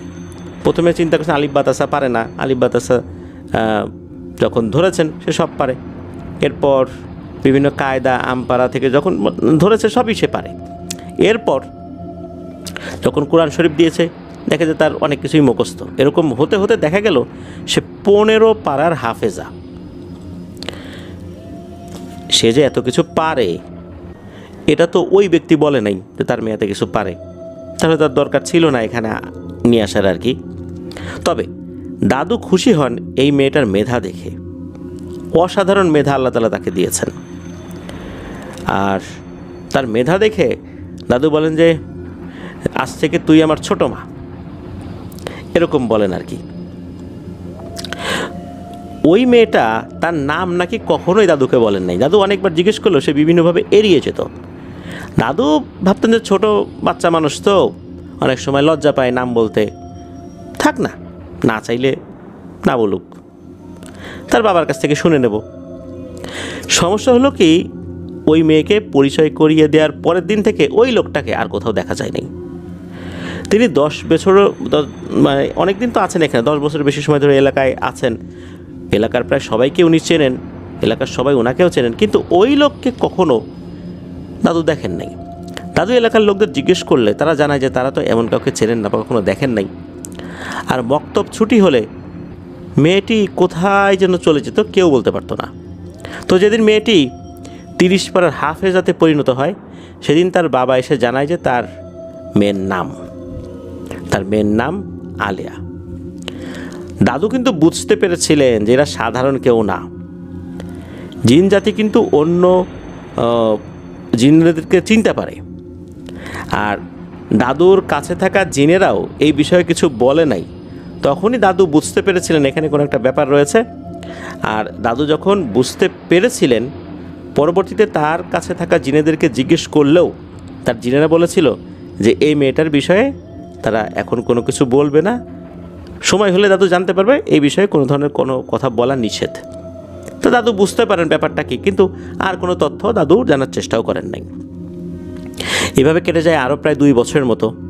একবার হয় কি, বর্ষাকাল, দাদুর প্রচণ্ড জ্বর, ওষুধ খাওয়ার মতো টাকা নাই তার কাছে। দাদু পড়ে আছেন নামাজের চকিতে। তখন রাত কত হবে দাদুর ঠিক মনে নাই, কারণ তিনি এশার সালাত আদায় করার পর নিজের ঘরে এসে ছোট যে চৌকিটা ছিল সেখানে বসেছেন।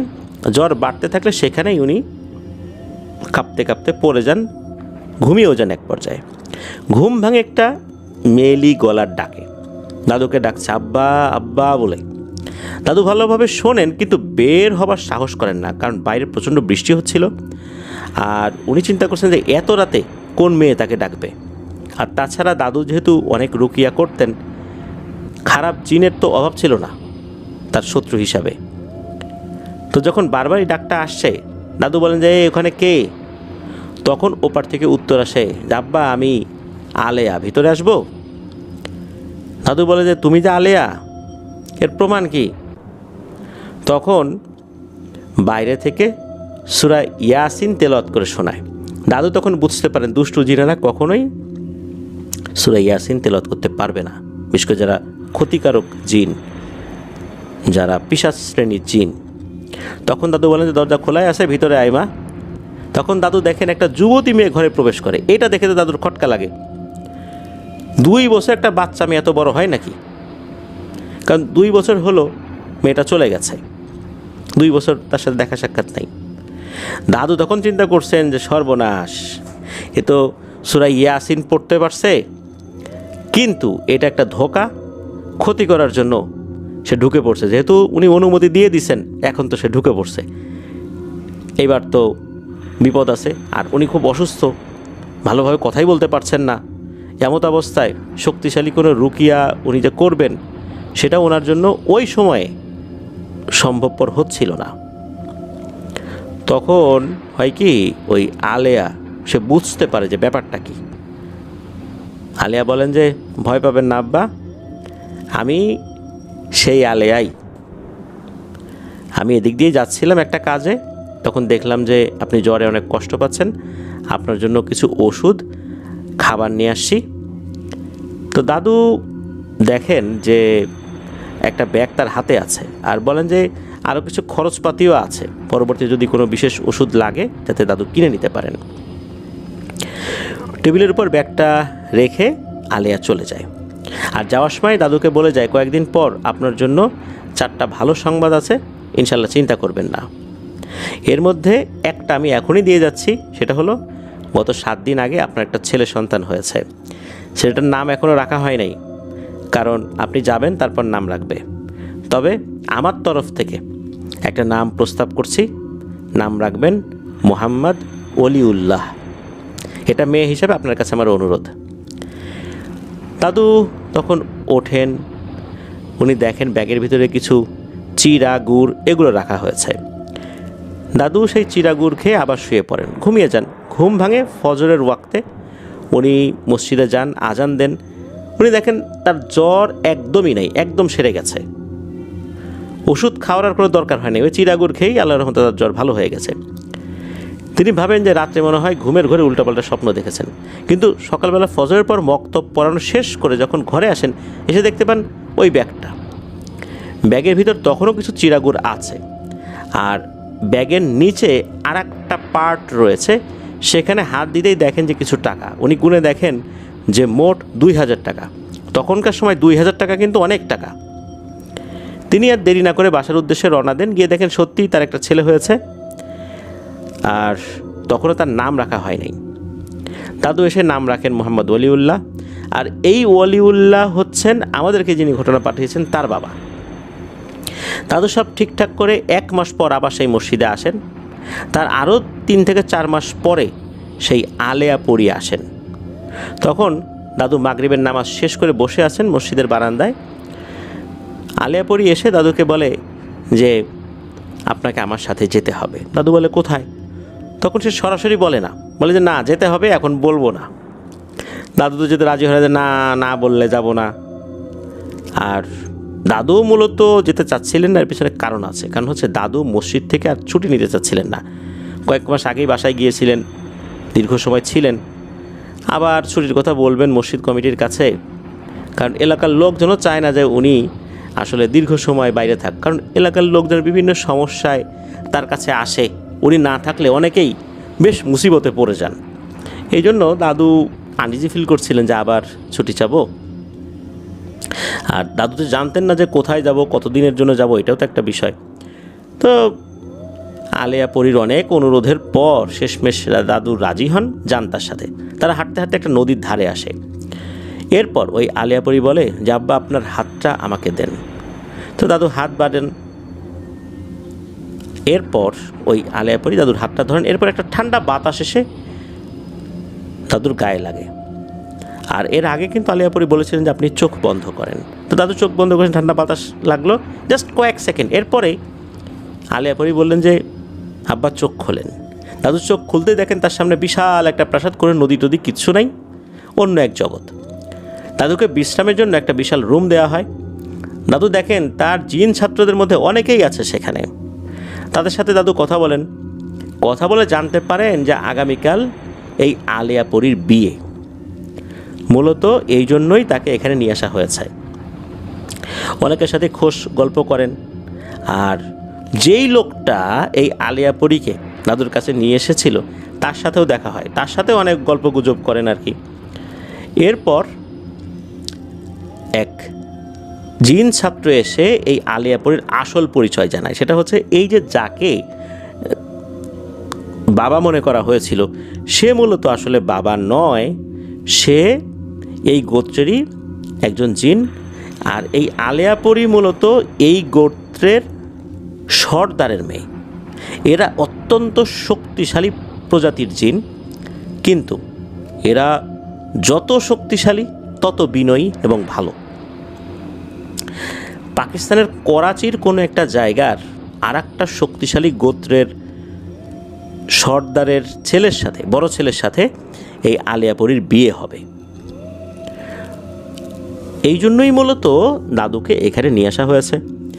তো দাদুকে রাতের বেলা খাবার দেওয়া হয়। বিশাল একটা মাছের মাথা পুরোটাই দাদুকে দেওয়া হয়েছিল। দাদু আরও বিভিন্ন জিনিস খেয়েছিলেন, তবে ওনার খাবারগুলো অনেকটা আমাদের জগতের মতোই, বিভিন্ন সবজি, ভাত, মাছ এগুলো খেয়েছিলেন আর কি। দাদুর ক্ষুধাও লেগেছিল মারাত্মক। পরের দিন আলেয়া পরীর বিয়ে। আলেয়া পরীর বাবা এসে দাদুকে অনুরোধ করেন যে বিয়েটা আপনিই পড়াবেন। দাদু তো অবাক হয়ে যান যে আসলে জিনেদের বিয়ে পড়ানো, তাদের নিয়মকানুনে কিছু পার্থক্য রয়েছে। অন্যান্য নিয়মকানুন সবই এক, কিন্তু তাদের বিষয়ের ক্ষেত্রে কিছুটা পার্থক্য নাকি রয়েছে। কী পার্থক্য এটা জানার নাই। এ বিষয়টা করানো যাবে কি যাবে না, উনি ওনার জিন ছাত্রদের দিকে যখন তাকান তখন তারা নাকি মাথা নেড়ে সায় দেয় যে হ্যাঁ আপনি পড়ান। এরপর উনি বিয়ে পড়ান, সব কিছু ঠিকঠাক মতো হয়ে যায়। এরপর দাদুকে নিয়ে যাওয়া হয় একটা ঘরে। সেখানে রাখা ছিল বড় বড় হাঁড়িতে সোনার কয়েন বা মোহর, অনেক দামি দামি অলঙ্কারও ছিল। তখন ওই সর্দার অর্থাৎ আলেয়া পরীর বাবা বলেছিলেন যে আপনি আমার মেয়ের বিয়ে পড়িয়েছেন, হাদিয়া তো কিছুটা প্রাপ্য অবশ্যই আপনি, আর আপনি আমার মেয়ের শিক্ষাগুরু, আমার মেয়েকে দীক্ষা দিয়েছেন, তার উস্তাদ, আপনি এখান থেকে যত ইচ্ছা তত নিয়ে যেতে পারেন। একথা শোনার পর দাদু বলেন যে মেয়ের বিয়ে যদি বাবা পড়ায়, বাবা কি মেয়ের বিয়ে পড়ানোর জন্য হাদিয়া নিতে পারে? একথা শুনে সর্দার অনেক খুশি হন এবং বলেন যে আপনার ব্যাপারে যা যা জেনেছি আর শুনেছি সবই সত্য। আমার মেয়ে সত্যি একজন সঠিক ওস্তাদের কাছেই দীক্ষা নিয়েছে। আমি কথা দিচ্ছি যতদিন আমার এই গোত্র থাকবে, বংশ পরম্পরায় আমার গোত্র আপনার পরিবারের পাশে থাকার চেষ্টা করবে ইনশাল্লাহ।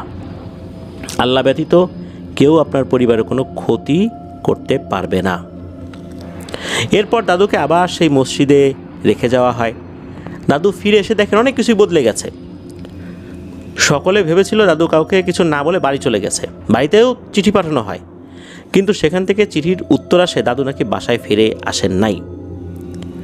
1 বছর পর দাদুর সন্ধান মিলল আজ, কিন্তু দাদুর হিসাবে সেখানে মাত্র 3 দিন ছিলেন। দাদু ইন্তেকাল করেছেন 2020 সালে। দাদুর বয়স হয়েছিল 120 বছরেরও বেশি, কিন্তু দাদুকে দেখলে মনে হতো তার বয়স 65-66 এরকম। এমনকি তার যে ছেলেরা রয়েছে পাশাপাশি দাঁড়ালে মাঝে মাঝে নাকি কোনো ছেলের বয়স বেশি দেখা যেত দাদুর থেকে, এমনটা মনে হতো। শরীরে বার্ধক্যের তেমন কোনো ছাপ ছিল না, অনেকটাই সুস্থ স্বাভাবিকভাবে হাঁটাহাঁটি করতেন আল্লাহর রহমতে। এই 120 বছর প্লাস বয়সেও উনি প্রতিদিন 1 কিলোমিটার হেঁটে দূরের বাজারে যেতেন। আর আমাদেরকে যিনি ঘটনা পাঠিয়েছেন, ওনার বাবা চাচারা 9 ভাই বোন, বাবা চাচা ফুপুরা 9 ভাই বোন। কিন্তু দাদুকে যদি কেউ জিজ্ঞেস করতো যে আপনার সন্তানাদি কয়জন, দাদু উত্তর দিতেন 10 জন, তার 10 জন ছেলে মেয়ে। তো 10 জন ছেলে মেয়ে 9 জনকে তো চিনি, আর একজন কই, সে কোথায় থাকে? দাদু এই কথার উত্তর সেভাবে দিতেন না, সবসময় এড়িয়ে চলতেন, যে আছে এক জায়গা আছে আর কি, সবই কি আর বলা যায় নাকি, এইভাবে এড়িয়ে যেতেন। উনি ওনার মতো করে বলতেন আর কি। শুধু বাড়ির লোকেরাই জানতেন যে ওই একজন আসলে কে। তিনি আর কেউ নন, তিনি হচ্ছেন সেই আলেয়া পরী, যাকে ওনারা বড় ফুপু বলে সম্বোধন করেন। এই যে আমাদেরকে যিনি ঘটনা পাঠিয়েছেন বড় ফুপু বলে সম্বোধন করেন। তো এই বড় ফুপুর কিন্তু এখন একটা ছেলে একটা মেয়ে আছে। তাদের নামগুলো সুন্দর সুন্দর, রস্য ই দিয়ে শুরু। আর এই আলেয়া পরী এখনও এই বাড়িতে আসেন, ওই পরিবারের সবাই দেখতে পায়, কিন্তু বাইরের কেউ দেখতে পায় না। আর যেদিন আসেন তার আগের দিন বাড়ির কাউকে স্বপ্নে দেখান যে বাড়িঘর পরিষ্কার পরিচ্ছন্ন রাখতে। যখন আসেন বেশিরভাগ সময় নাকি ড্রয়িং রুমে বসে সকলের সাথে কথা বলে চলে যান, সকলের খোঁজখবর নেন। আর এই বড় ফুপুর 2 ছেলে মেয়েকেও কিন্তু এই দাদুই কোরআনে হাফেজ বানিয়েছেন। আর এই 2 জন নাকি মাত্র 1 সপ্তাহে 30 পারার কোরআনে হাফেজ হয়েছিলেন। এটা একটা অবিশ্বাস্য ব্যাপার বলতে হবে। আল্লাহ তাআলা চাইলে অনেক কিছুই সম্ভব, আলহামদুলিল্লাহ। প্রিয় লিসেনার্স, আমি শুরুতে বলেছিলাম যে এই ঘটনাটি বিশেষ একটা কারণে অন্যান্য ঘটনাগুলো থেকে আলাদা। কারণ হচ্ছে আমাদেরকে যিনি ঘটনা পাঠিয়েছেন উনি এই পরীর কাছ থেকে অনুমতি নিয়েছেন, কিন্তু তার অরিজিনাল নাম প্রকাশ করতে নিষেধ করেছেন, যার কারণে আমরা আলেয়া পরী বলেছি। মূলত তার নামটা আলেয়া নয়, তার নামটাও কিন্তু আমাদেরকে যিনি ঘটনা পাঠিয়েছেন তিনি তার নামটা উল্লেখ করছেন, তার ছদ্মনাম ব্যবহার করেন নাই। জিনেদের ক্ষেত্রে আসল নাম প্রকাশিত হলে সমস্যা হতে পারে, এমনটাই জানিয়েছেন। আর উনি এই ঘটনা প্রচারের অনুমতি দিয়েছেন যে ঠিক আছে বলতে পারো, আমার নাম বলা যাবে না, এমনকি যিনি ঘটনা পাঠিয়েছেন তার নামটা বলা যাবে না, পূর্ণ ঠিকানা বলা যাবে না, এই জন্য আমরা আংশিক ঠিকানা বলেছি। আফটার দ্য হরর ওয়ার্ল্ড সম্পর্কে তাকে বলা হয়েছে, এমনকি তাকে নাকি কিছু কিছু ঘটনার অংশবিশেষ শোনানোরও চেষ্টা করেছেন। সব শোনার পর উনি খুশি হয়েছেন যে আমাদেরকে নিয়েও কেউ কি ঘটনা বলে এভাবে। তখন উনি অনুমতি দেন, ওনার অনুমতি সাপেক্ষেই এই ঘটনাটি আমরা প্রচার করলাম। আশা করছি যে এই ঘটনাটিও আমাদেরকে যিনি পাঠিয়েছেন, আমরা তো আলেয়া পরি বলে সম্বোধন করলাম, তার নাম তো এটা না আসলে। তো তিনি হয়তোবা এই ঘটনাটাও শুনবেন ওই ভাইয়ের কাছ থেকে। তো আপনাদের ওয়ার্ল্ডের পক্ষ থেকে তার জন্য শুভকামনা রইল। আমরা আলেয়া পরি বলেই তাকে যেহেতু সম্বোধন করেছি, বিভিন্ন বিষয় বিবেচনায় নিয়ে আশা করছি যে তার ঘটনা, তার অনুমতি সাপেক্ষে আমরা প্রচার করলাম। আশা করছি যে এই ঘটনা শুনে উনিও খুশি হবেন।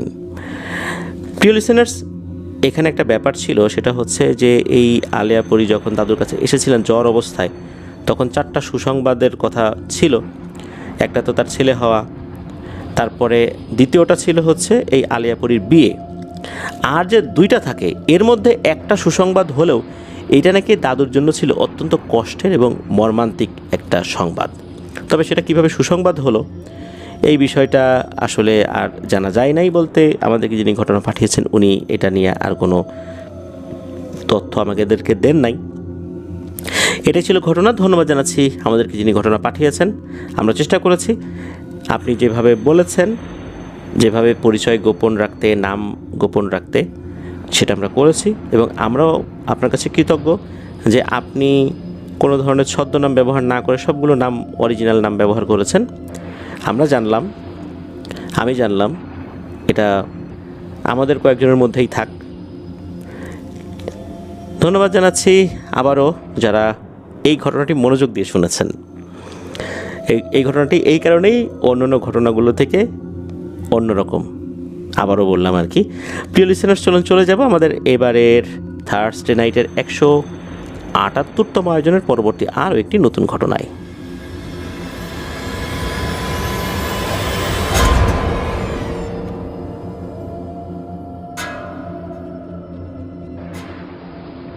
প্রিয় লিসেনার্স, এবারে যে ঘটনাটি আপনাদের সাথে শেয়ার করব, এই ঘটনাটি আমাদেরকে যিনি পাঠিয়েছেন তার নাম মোহাম্মদ সাব্বির।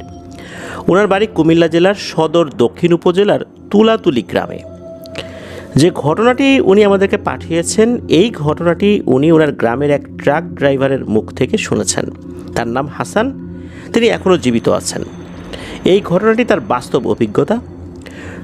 ওই হাসান ভাই জানান যে এই ঘটনাটি উনি প্রত্যক্ষ করেছিলেন 1981 কি 82 সালের দিকে। তখন উনি ট্রাকের হেল্পারি করেন।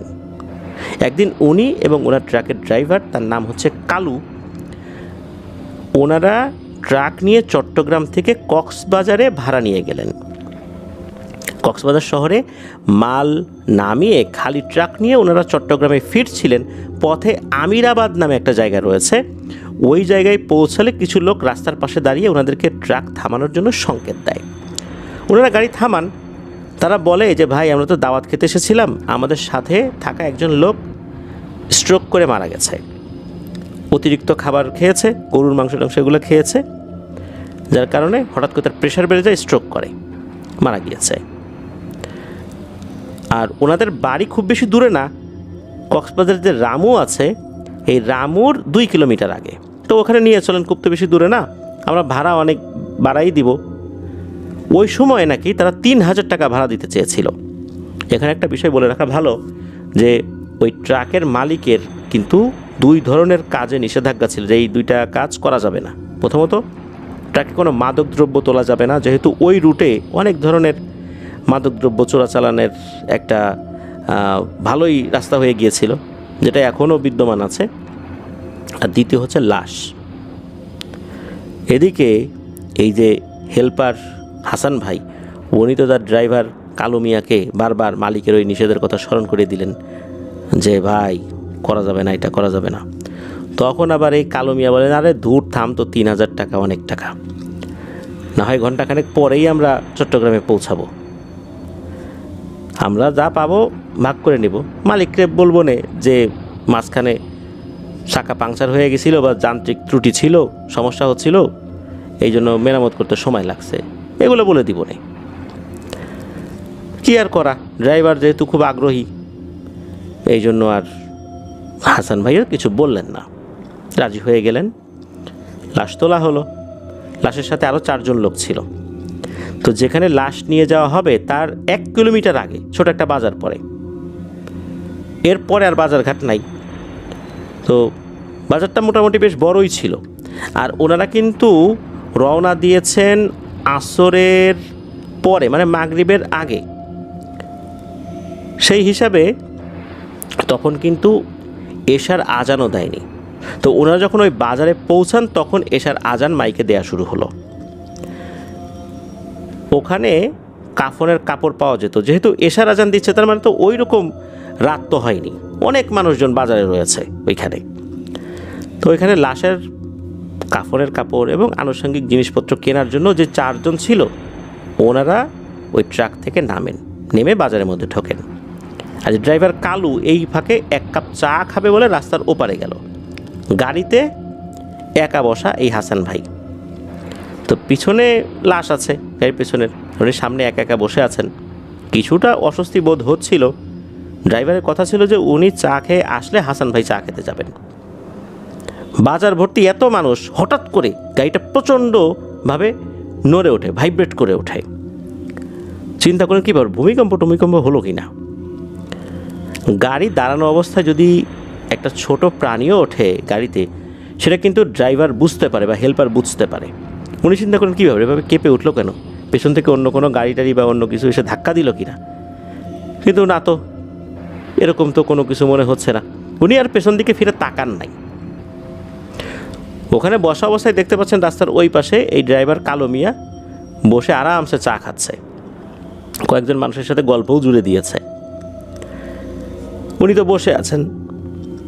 কিছু সময় পর ওই 4 জন লোক লাশের কাফন এবং অন্যান্য জিনিসপত্র নিয়ে যেই না ট্রাকের পিছনে উঠেছে, তারা চিৎকার চেঁচামেচি শুরু করে দিয়েছে, আরে লাশ কোথায়, লাশ তো নাই। এতগুলা মানুষ চতুর্দিকে, চারদিকে আলো জ্বলছে, শত শত মানুষ ঘুরে বেড়াচ্ছে বাজারে, লাশ কোথায় গেল? লাশ নাই, কোথাও নাই।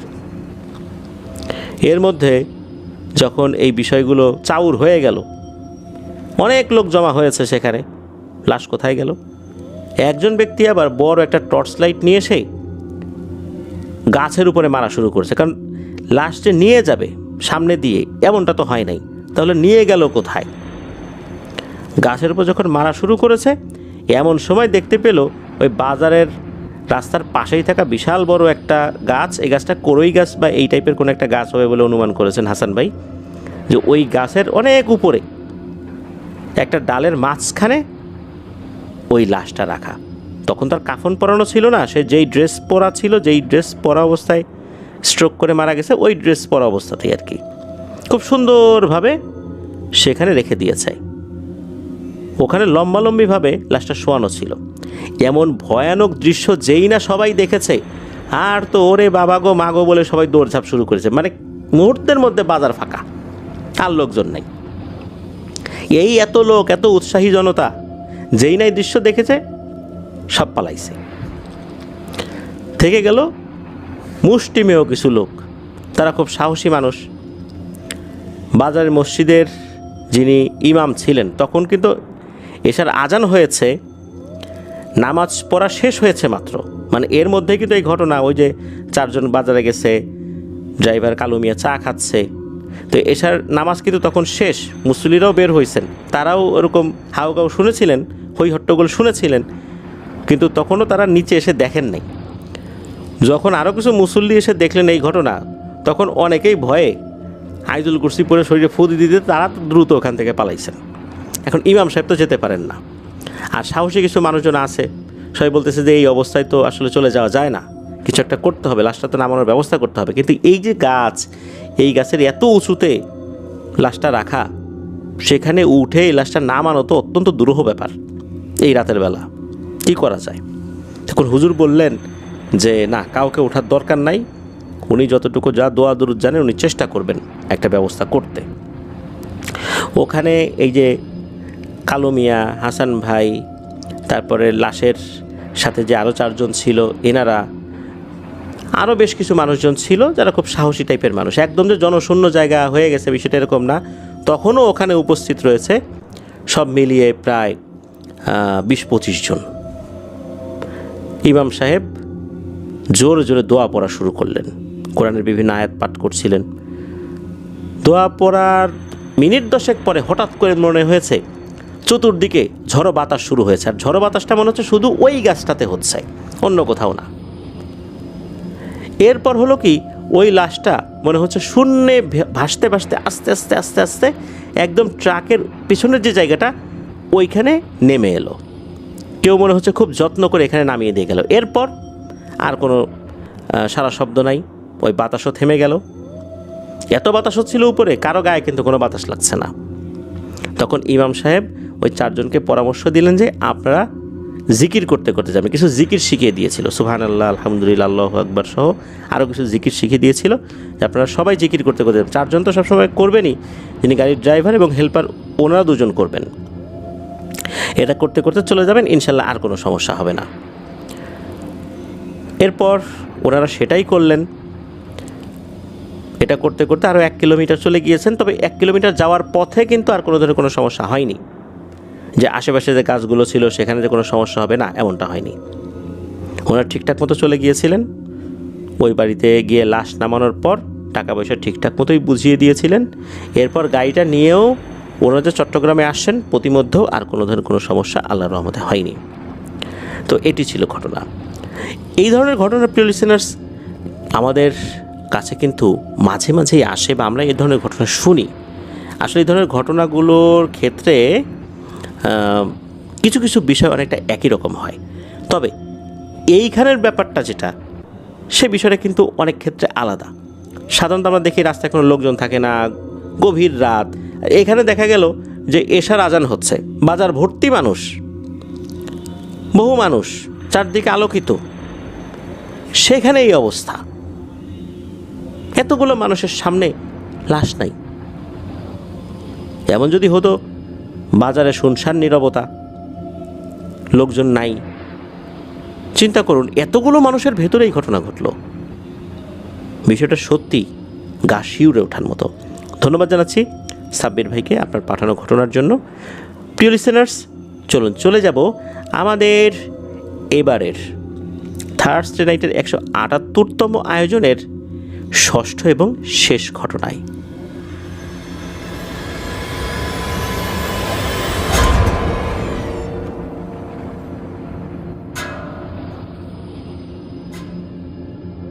প্রিয় লিসেনার্স, ফিরে এলাম আমরা আমাদের এবারে থার্সডে নাইটের 178তম আয়োজনের 6ষ্ঠ এবং শেষ ঘটনায়। এখন যে ঘটনাটি আপনাদের সাথে শেয়ার করতে চাচ্ছি, এই ঘটনাটি আমাদেরকে যিনি পাঠিয়েছেন ওনার বেশ কিছু ঘটনা ইতোমধ্যেই আমরা প্রচার করেছি। বিশেষ করে আমাদের থার্সডে নাইটের 84তম এপিসোডে অর্ধমানব, 99তম এপিসোডে মাঝ নদীতে নরখাদক এবং 158তম এপিসোডে জিনের মহানুভবতা শিরোনামে ওনার পাঠানো ঘটনা শেয়ার করা হয়েছে। ওনার নাম সাকিব আল হাসান নয়ন। ওনার বাড়ি শেরপুর জেলার সদর উপজেলার দক্ষিণ নবীনগর ইউনিয়নের হলদিপাড়া বড়বাড়ি গ্রামে। উনি যে ঘটনাটি আমাদেরকে পাঠিয়েছেন, এই ঘটনাটি মূলত যার পরিবারের সাথে ঘটেছে তিনি একজন ব্যাংক কর্মকর্তা। ওনার ব্যাংকের যে শাখাটা, এই শাখাটা এই শেরপুর জেলার করিম পাগলা মার্কেটের আশেপাশেই অবস্থিত। ব্যাংকের নাম আমরা বলছি না, তার আসল নাম আমরা বলছি না, তবে তার আসল নামের সাথে মিল রেখে আমরা একটা ছদ্মনাম দিচ্ছি। তার নাম হচ্ছে আসিফ। ওনার নামের শুরুর যেই বর্ণটা সেটাও আ দিয়ে, এই জন্যই আমরা মূল নামের সাথে মিল রেখেছি। উনি যেহেতু একজন রিনাউন্ড একজন পার্সন আশেপাশের এলাকায়, যার কারণে তার আসল নামটা আমরা বলতে পারছি না। আর যেভাবে ঘটনাটি সংগ্রহ করেছিলেন নয়ন ভাই সেটা বলি। শেরপুর জেলার নিউ মার্কেট মোড়ে জাহাঙ্গীর অ্যান্ড ব্রাদার্স নামে একটি টাইলস অ্যান্ড স্যানিটারির দোকানে উনি 2020 সাল থেকে কর্মরত ছিলেন এই নয়ন ভাই। আর 2023 সালের নভেম্বর মাসের কোনো একটা দিন উনি প্রতিদিনের মতো সকাল সকাল দোকানে গিয়ে দোকান খুলে দোকান স্টাফদেরকে দিয়ে দোকান পরিষ্কার পরিচ্ছন্ন করে এরপর আকিজ টি স্টল নামে একটা টি স্টলে বসে চা খাচ্ছিলেন আর আপনাদের হরবাল শুনছিলেন। এই টি স্টলটা হচ্ছে শেরপুর নিউ মার্কেট মহিলা কলেজ রোডের SR মসজিদের সাথেই লাগোয়া। ওই সময়ে এই আসিফ ভাইও চা খেতে আসেন। তো ওনাকে ঘটনা শুনতে দেখে জিজ্ঞেস করেন যে এত মনোযোগ দিয়ে কী শুনছেন। উত্তরে তিনি আসিফ ভাইকে আপনাদের হরওয়াল সম্পর্কে বলেন এবং জানান যে এই প্ল্যাটফর্মে সত্য ভয়ের ঘটনাগুলো শেয়ার করা হয়।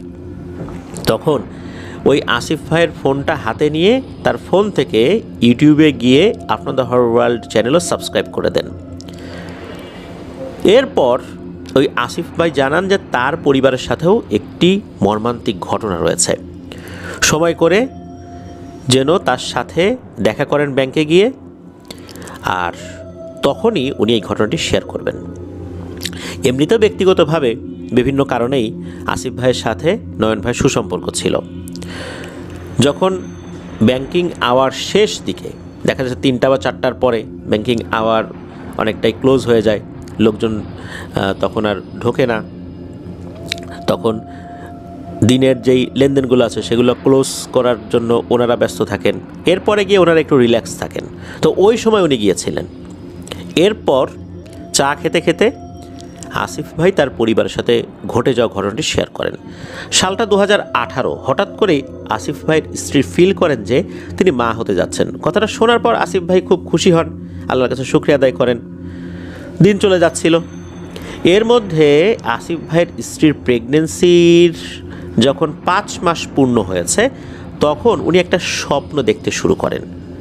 ওনার ওয়াইফ দেখতে পান যে একটা ছায়ামূর্তি তাকে বলছে, কিরে বাচ্চা হবে শুনে খুব খুশি তাই না, কিন্তু তোদের এই খুশি তো বেশি দিন থাকবে না রে, এই খুশিটা যখন কান্নায় পরিণত হবে তখন কি করবি?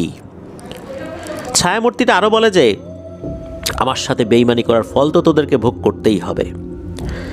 এই কথা বলে সেই ছায়ামূর্তিটা ওনার ওয়াইফের কাছে আসে এবং ওনার ওয়াইফের পেটের উপর হাত বুলাতে থাকে, আর তার পেটে থাকা বাচ্চাকে উদ্দেশ্য করে বলে ওঠে যে আসছে, অতি দ্রুতই আসছে, বেইমানি করার ফল পেতে প্রস্তুত হয়ে নে রে। এই বলেই নাকি ছায়ামূর্তিটা মিলিয়ে যায়। আর ঠিক তখনই ওনার ওয়াইফের ঘুমও ভেঙে যায়। তিনি ফজর আজান শুনতে পান। উনি তো খুবই ভয় পেয়ে যান, কেননা তিনি বিশ্বাস করতেন যে শেষ রাতের দিকের যে স্বপ্নগুলো এগুলো সত্যি হয়ে থাকে। আসলে ছায়ামূর্তিটা আসিফ ভাইয়ের স্ত্রীকে কিসের বেইমানির কথা বলছে, কি এমন বেইমানি করেছিল তারা? এই স্বপ্নটা নাকি উনি প্রায়ই দেখতে পেতেন। এই বিষয়ে আসিফ ভাইকে জানালে তিনি এতটা মাথা ঘামাতেন না, উল্টো তিনি আরও বলতেন যে এই সময়ে প্রেগনেন্ট মহিলারা অনেক ধরনের দুঃস্বপ্নই দেখে থাকে, এসব বিষয় নিয়ে ভয় পাওয়ার কোনো কারণ নাই। হঠাৎ করে একদিন আসিফ ভাইয়ের বাসায় একজন মহিলা আসে বাসাবাড়ির কাজ করার জন্য। উনি বলেন যে উনি বাসাবাড়িতে কাজ করেন, ওনার একটা কাজের দরকার।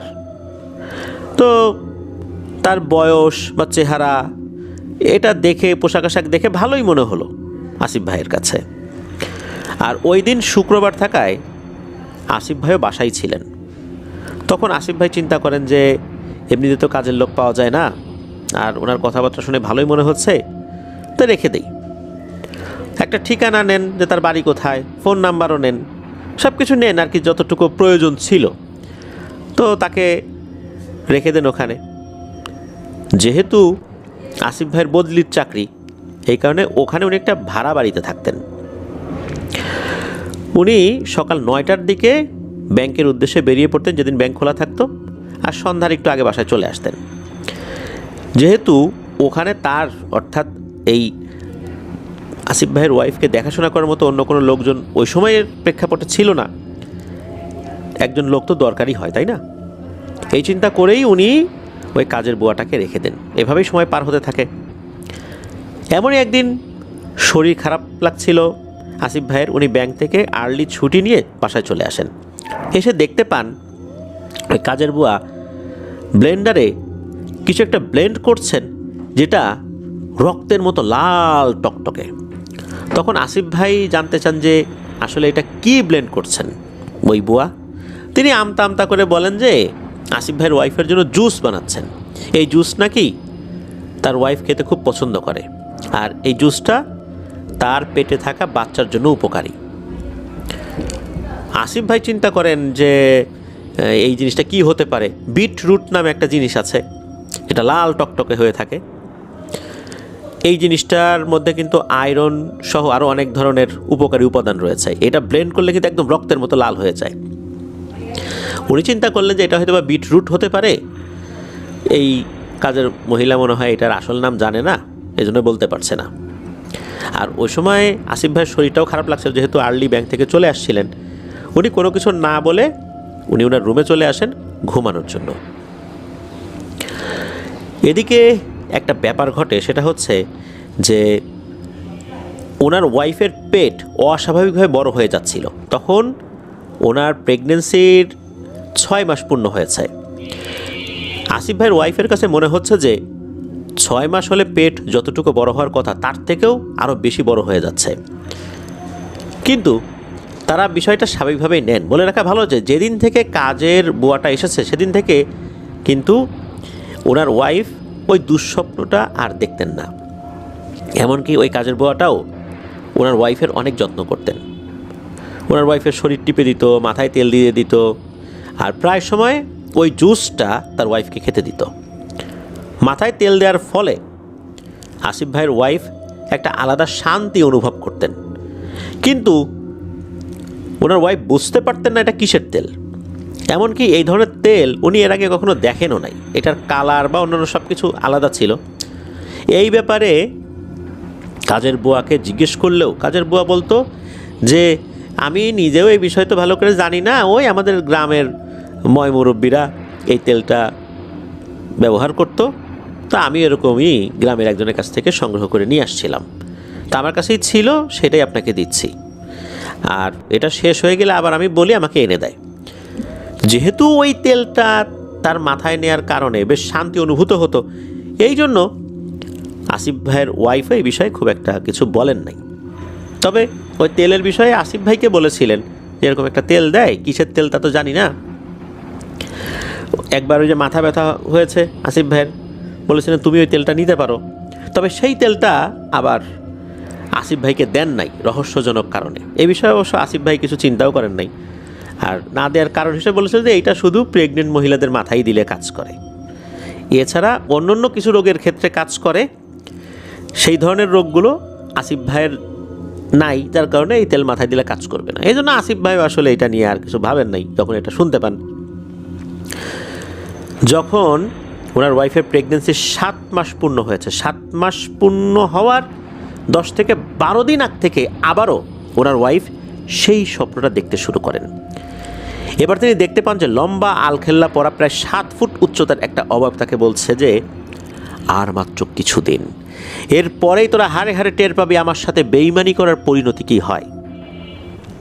ওনার ওয়াইফ এই স্বপ্নটা আবারও প্রতিদিনই দেখতে শুরু করেন। এক পর্যায়ে আসিফ ভাইকে আবারও এই স্বপ্নের কথা বলেন। ওনার ওয়াইফের এক প্রকার জোরাজুরিতে বাধ্য হয়েই আসিফ ভাই তার পরিচিত একজন হুজুরকে এই সকল ঘটনা শেয়ার করেন। কিন্তু হুজুর তখন একটা বিশেষ কাজের জন্য সুনামগঞ্জে ছিলেন, ফোনে শেয়ার করেছিলেন।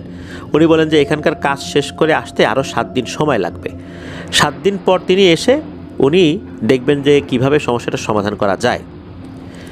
এদিকে দেখতে দেখতে ওনার ওয়াইফের প্রেগনেন্সি 7 মাস হয়ে যায়। সন্ধ্যার আগে হঠাৎ করে প্রচণ্ড পেটে ব্যথা শুরু হয়ে যায়। ওই সময় ওনার ওয়াইফ কোনো মতে আসিফ ভাইকে ফোন করেন, শারীরিক অবস্থার কথা জানাতে সক্ষম হন। দ্রুত উনি বাসায় চলে আসেন, কিন্তু যতক্ষণে বাসায় এসেছেন ততক্ষণ অনেক দেরি হয়ে গেছে। উনি যখন বাসায় ঢুকবেন তখন দেখতে পান যে দরজা ভেতর থেকে বন্ধ। উনি বুঝতে পারলেন যে দরজা ভেতর থেকে বন্ধ, তাহলে কাজের বুয়াটা আছে এখানে। উনি দরজা নক করছেন, কেউ খুলছে না, অনেকক্ষণ ধরে নক করছেন, কেউ খুলছে না। অতঃপর দরজা ভেঙে ভিতরে ঢুকে যে দৃশ্য দেখতে পান তা দেখার জন্য উনি মোটেও প্রস্তুত ছিলেন না। উনি দেখতে পান যে ওনার ওয়াইফ বিছানার উপর পড়ে রয়েছে, তার হাত পা খাটের সাথে বাঁধা।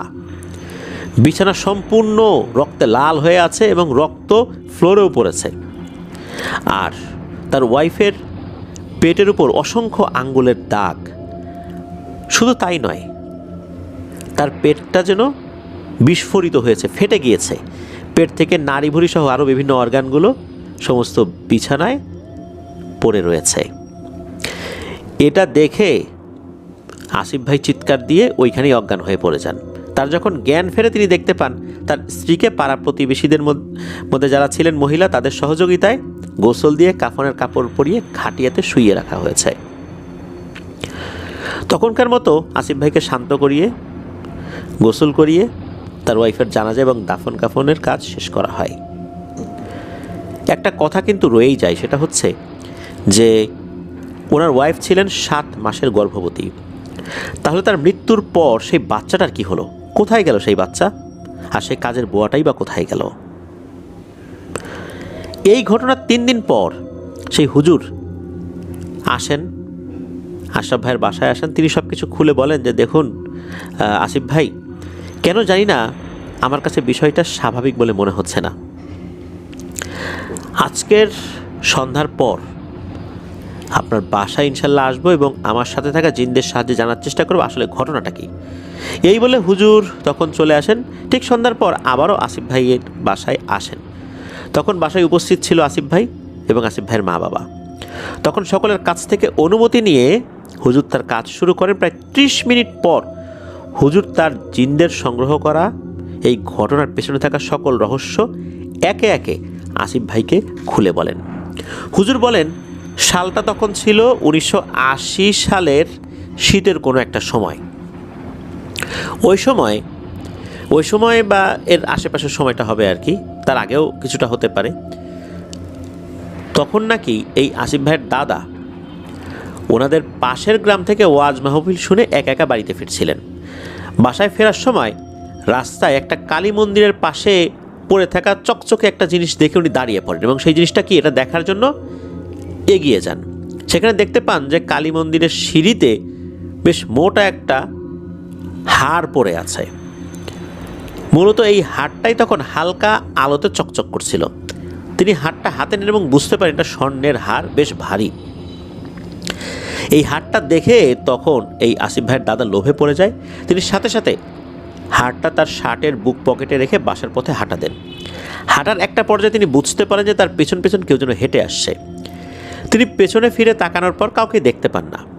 আবার তিনি পুনরায় হাঁটতে থাকেন। এবার একটা বিড়ি জ্বালিয়ে টানতে থাকেন। হঠাৎ করে তিনি শুনতে পান যে পেছন থেকে কেউ একজন তার নাম ধরে ডাকছে এবং বলছে, আমার হাতটা আমাকে ফিরিয়ে দে, তা না হলে তোর অনেক বড় ক্ষতি হয়ে যাবে রে।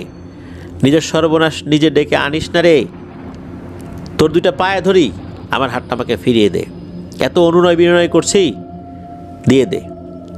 এটা শুনে আসিফ ভাইয়ের দাদা পেছন ফিরে তাকান। তিনি দেখতে পান যে মানুষের মতো একটা অবয়ব দাঁড়িয়ে আছে, যার সারা শরীর মানুষের মতোই, কিন্তু মাথাটা হচ্ছে শেয়ালের মতো আর কান 2টা অনেক বড় বড় ঝুলছে।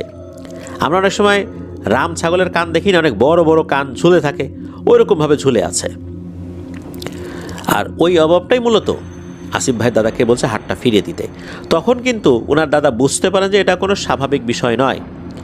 কিন্তু এতে করে হয় কি, যেখানে আসিফ ভাইয়ের দাদার ভয় পাওয়ার কথা, উনি ভয় না পেয়ে উল্টো সেই অবয়বটাকে উদ্দেশ্য করে ওনার হাতে থাকা যেই বিড়িটা ছিল, যেটা জ্বলছিল, সেইটা নাকি ছুঁড়ে মারে। আর এই জিনিসটা গিয়ে লাগে হচ্ছে ওই অবয়বটার চোখে। ওই অবয়বটা যন্ত্রণায় ছটফট করছিল। এই ফাঁকে ওনার দাদা ওখান থেকে চম্পট দেয়, সোজা বাড়িতে চলে আসে। বাড়িতে আসার পর থেকে ওনার সাথে ঘটতে থাকে অস্বাভাবিক ঘটনা। রাতের বেলা আসিফ ভাইয়ের দাদাকে ঘরে রাখা যেত না। তিনি বাসা থেকে দৌড়ে এসে সেই কালী মন্দিরের সিঁড়িতে শুয়ে থাকতেন। বাসায় থাকা কাঁচা মাছ মাংস খেতে শুরু করেন। সবাইকে অকথ্য ভাষায় গালিগালাজ করেন, মারার জন্য তেড়ে আসেন। দাদার এরকম কর্মকাণ্ড দেখে একজন কবিরাজও দেখানো হয়। কবিরাজ দাদার এই সমস্যার সমাধানের জন্য কাজ করেন। আর যাকে দিয়ে মূলত এই সমস্যার সমাধান করানো হয়েছিল তিনি আর কেউ না, তিনি হচ্ছেন এই আসিফ ভাইয়ের বাবা, যার নাম হচ্ছে হাসান, এই হাসান সাহেব। তো হাসান সাহেব কিন্তু ওইখানে ছিলেন। তখন ওই হুজুর বলেন যে হাসান সাহেব আপনি বলেন তো বাকি ঘটনাটা কীভাবে সমাধান করছিলেন। তখন ওনার বাবা বলেন যে ওই সময়ে উনি কিশোর বয়সে 1980 সালে কবিরাজ যখন এই আসিফ ভাইয়ের দাদাকে সুস্থ করার জন্য একটা পদ্ধতি বাতলান, সেই পদ্ধতিটা ছিল এরকম যে রাত 1টার পরে শ্মশান ঘাটে গিয়ে কয়লা আনতে হবে।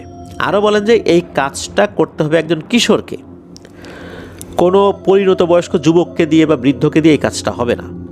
আর যাকে দিয়ে করাতে হবে সে হতে হবে পরিবারের একমাত্র সন্তান। এই হাসান সাহেব ওনার পরিবারের একমাত্র সন্তান ছিলেন, তাও ছেলে সন্তান। ওনার বয়সও ছিল কম, যার কারণে উনি রাজি হয়ে যান এই কাজটা করার জন্য। ওনার এই বয়সে এসে এই ধরনের ভয়ঙ্কর কাজ করা এটা অত্যন্ত কঠিন ব্যাপার, কিন্তু বাবাকে বাঁচানোর জন্য এটা ছাড়া আর তো কোনো উপায় ওনার ছিল না। কাকে দিয়ে করাবেন? আর একজনের তো ক্ষতি হয়ে যেতে পারে।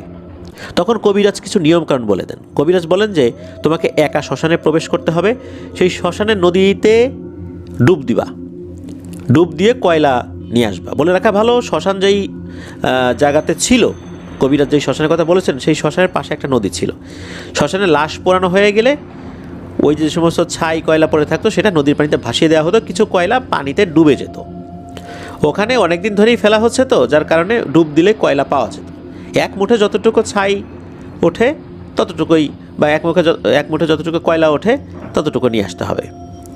আর এটা হচ্ছে সেই নদী যেখানে মাছ নদীতে নরখাদক শিরোনামের যে ঘটনাটা সেটা ঘটেছিল আমাদের থার্সডে 99তম এপিসোডে। আপনারা শুনে আসতে পারেন সেই ঘটনাটি। তো যাই হোক, কবিরাজ আরও বলে দেন যে এই নদীতে যখন ডুব দিতে হবে তখন শরীরে কোনো জামা কাপড় রাখা যাবে না, এই অবস্থাতেই ডুব দিয়ে কয়লা তুলে আনতে হবে। আর কয়লা তুলে নিয়ে যখনই নদী থেকে উপরে ওঠার জন্য হাঁটাহাঁটি শুরু করবেন তখনই নাকি দেখা যাবে যে যেই স্থানে জামা কাপড় খুলে রাখা হয়েছিল সেখানে ভয়ঙ্কর একটা সাপ বসে আছে। তবে ভয় পাওয়া যাবে না, যদি সাহস করে ওই সাপটাকে ধরা যায় তাহলেই দেখা যাবে যে এটা কোনো সাপ না, এটা হচ্ছে এই যে জামা কাপড় যেটা খুলে রাখা হয়েছিল ওখানে। আর যদি সাহস করে সাপটাকে না ধরা হয় তাহলে ওই অবস্থাতেই তার মৃত্যু অনিবার্য। আর এই আসিফ ভাইয়ের দাদাকে অসুস্থ করা যাবে না। রাজি হয়ে যান আসিফ ভাইয়ের বাবা হাসান সাহেব। কবিরাজের কথা মতো নিজের বাবাকে বাঁচানোর জন্য রাত 1টার দিকে বাসা থেকে বের হয়ে পড়েন শ্মশানের উদ্দেশ্যে। শ্মশানটা বাসা থেকে খুব একটা দূরে না থাকায় হাঁটতে হাঁটতে অনায়াসে সেখানে পৌঁছে যান। যথারীতি শ্মশানের ভিতরে ঢুকে পড়েন। কবিরাজের বলা কথা অনুযায়ী সেই নদীর ঘাটে গিয়ে জামা কাপড় খুলে ফেলেন, একটা জায়গায় রাখেন, কয়লা তোলার উদ্দেশ্যে নদীতে নেমে পড়েন। এই যে নদী পর্যন্ত নামলেন, প্রতিমধ্যে কিন্তু কোনো ধরনের কোনো ভয়ঙ্কর ঘটনা ঘটেনি। উনি পানিতে ডুব দেন, এক ডুবে কয়েকটা কয়লা হাতে তুলতে সক্ষম হন।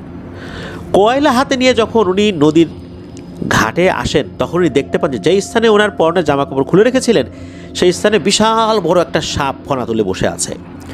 তখন ভরা পূর্ণিমা থাকা চাঁদের আলোতে উনি দেখতে পান সেই সাপটার মাথায় মানুষের মতো চুল রয়েছে আর সেটা হালকাভাবে উড়ছে বাতাসে।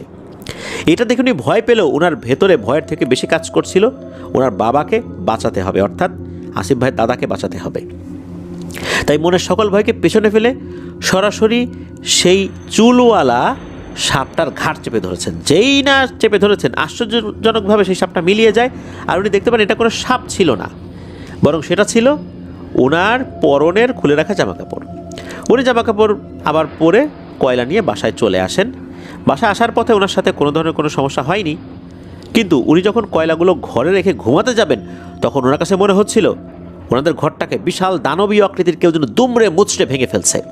সেই সাথে টিনের চালে অসংখ্য নখের আঁচড় কাটার শব্দ, বাইরে থেকেও ধূপধাপ শব্দের আওয়াজ ভেসে আসছে। সেই রাতটা উনি না ঘুমিয়ে ফজরের আজানের অপেক্ষা করতে থাকেন। আজান দেওয়া মাত্রই উনি শ্মশান থেকে আনা কয়লাগুলো হাতে নিয়ে দৌড়ে সেই কবিরাজের বাসায় চলে যান এবং তার কাছে কয়লাগুলো হস্তান্তর করেন। এর একদিন পর কবিরাজ আবারও ওনাদের বাসায় আসেন এবং আসিফ ভাইয়ের দাদাকে সুস্থ করার জন্য রিচুয়াল করেন। অনেক কষ্ট করার পর কবিরাজ দাদার উপর আসর করা জিনটাকে হাজির করতে সক্ষম হন এবং জিনটাকে উদ্দেশ্য করে বলেন, কে তুই?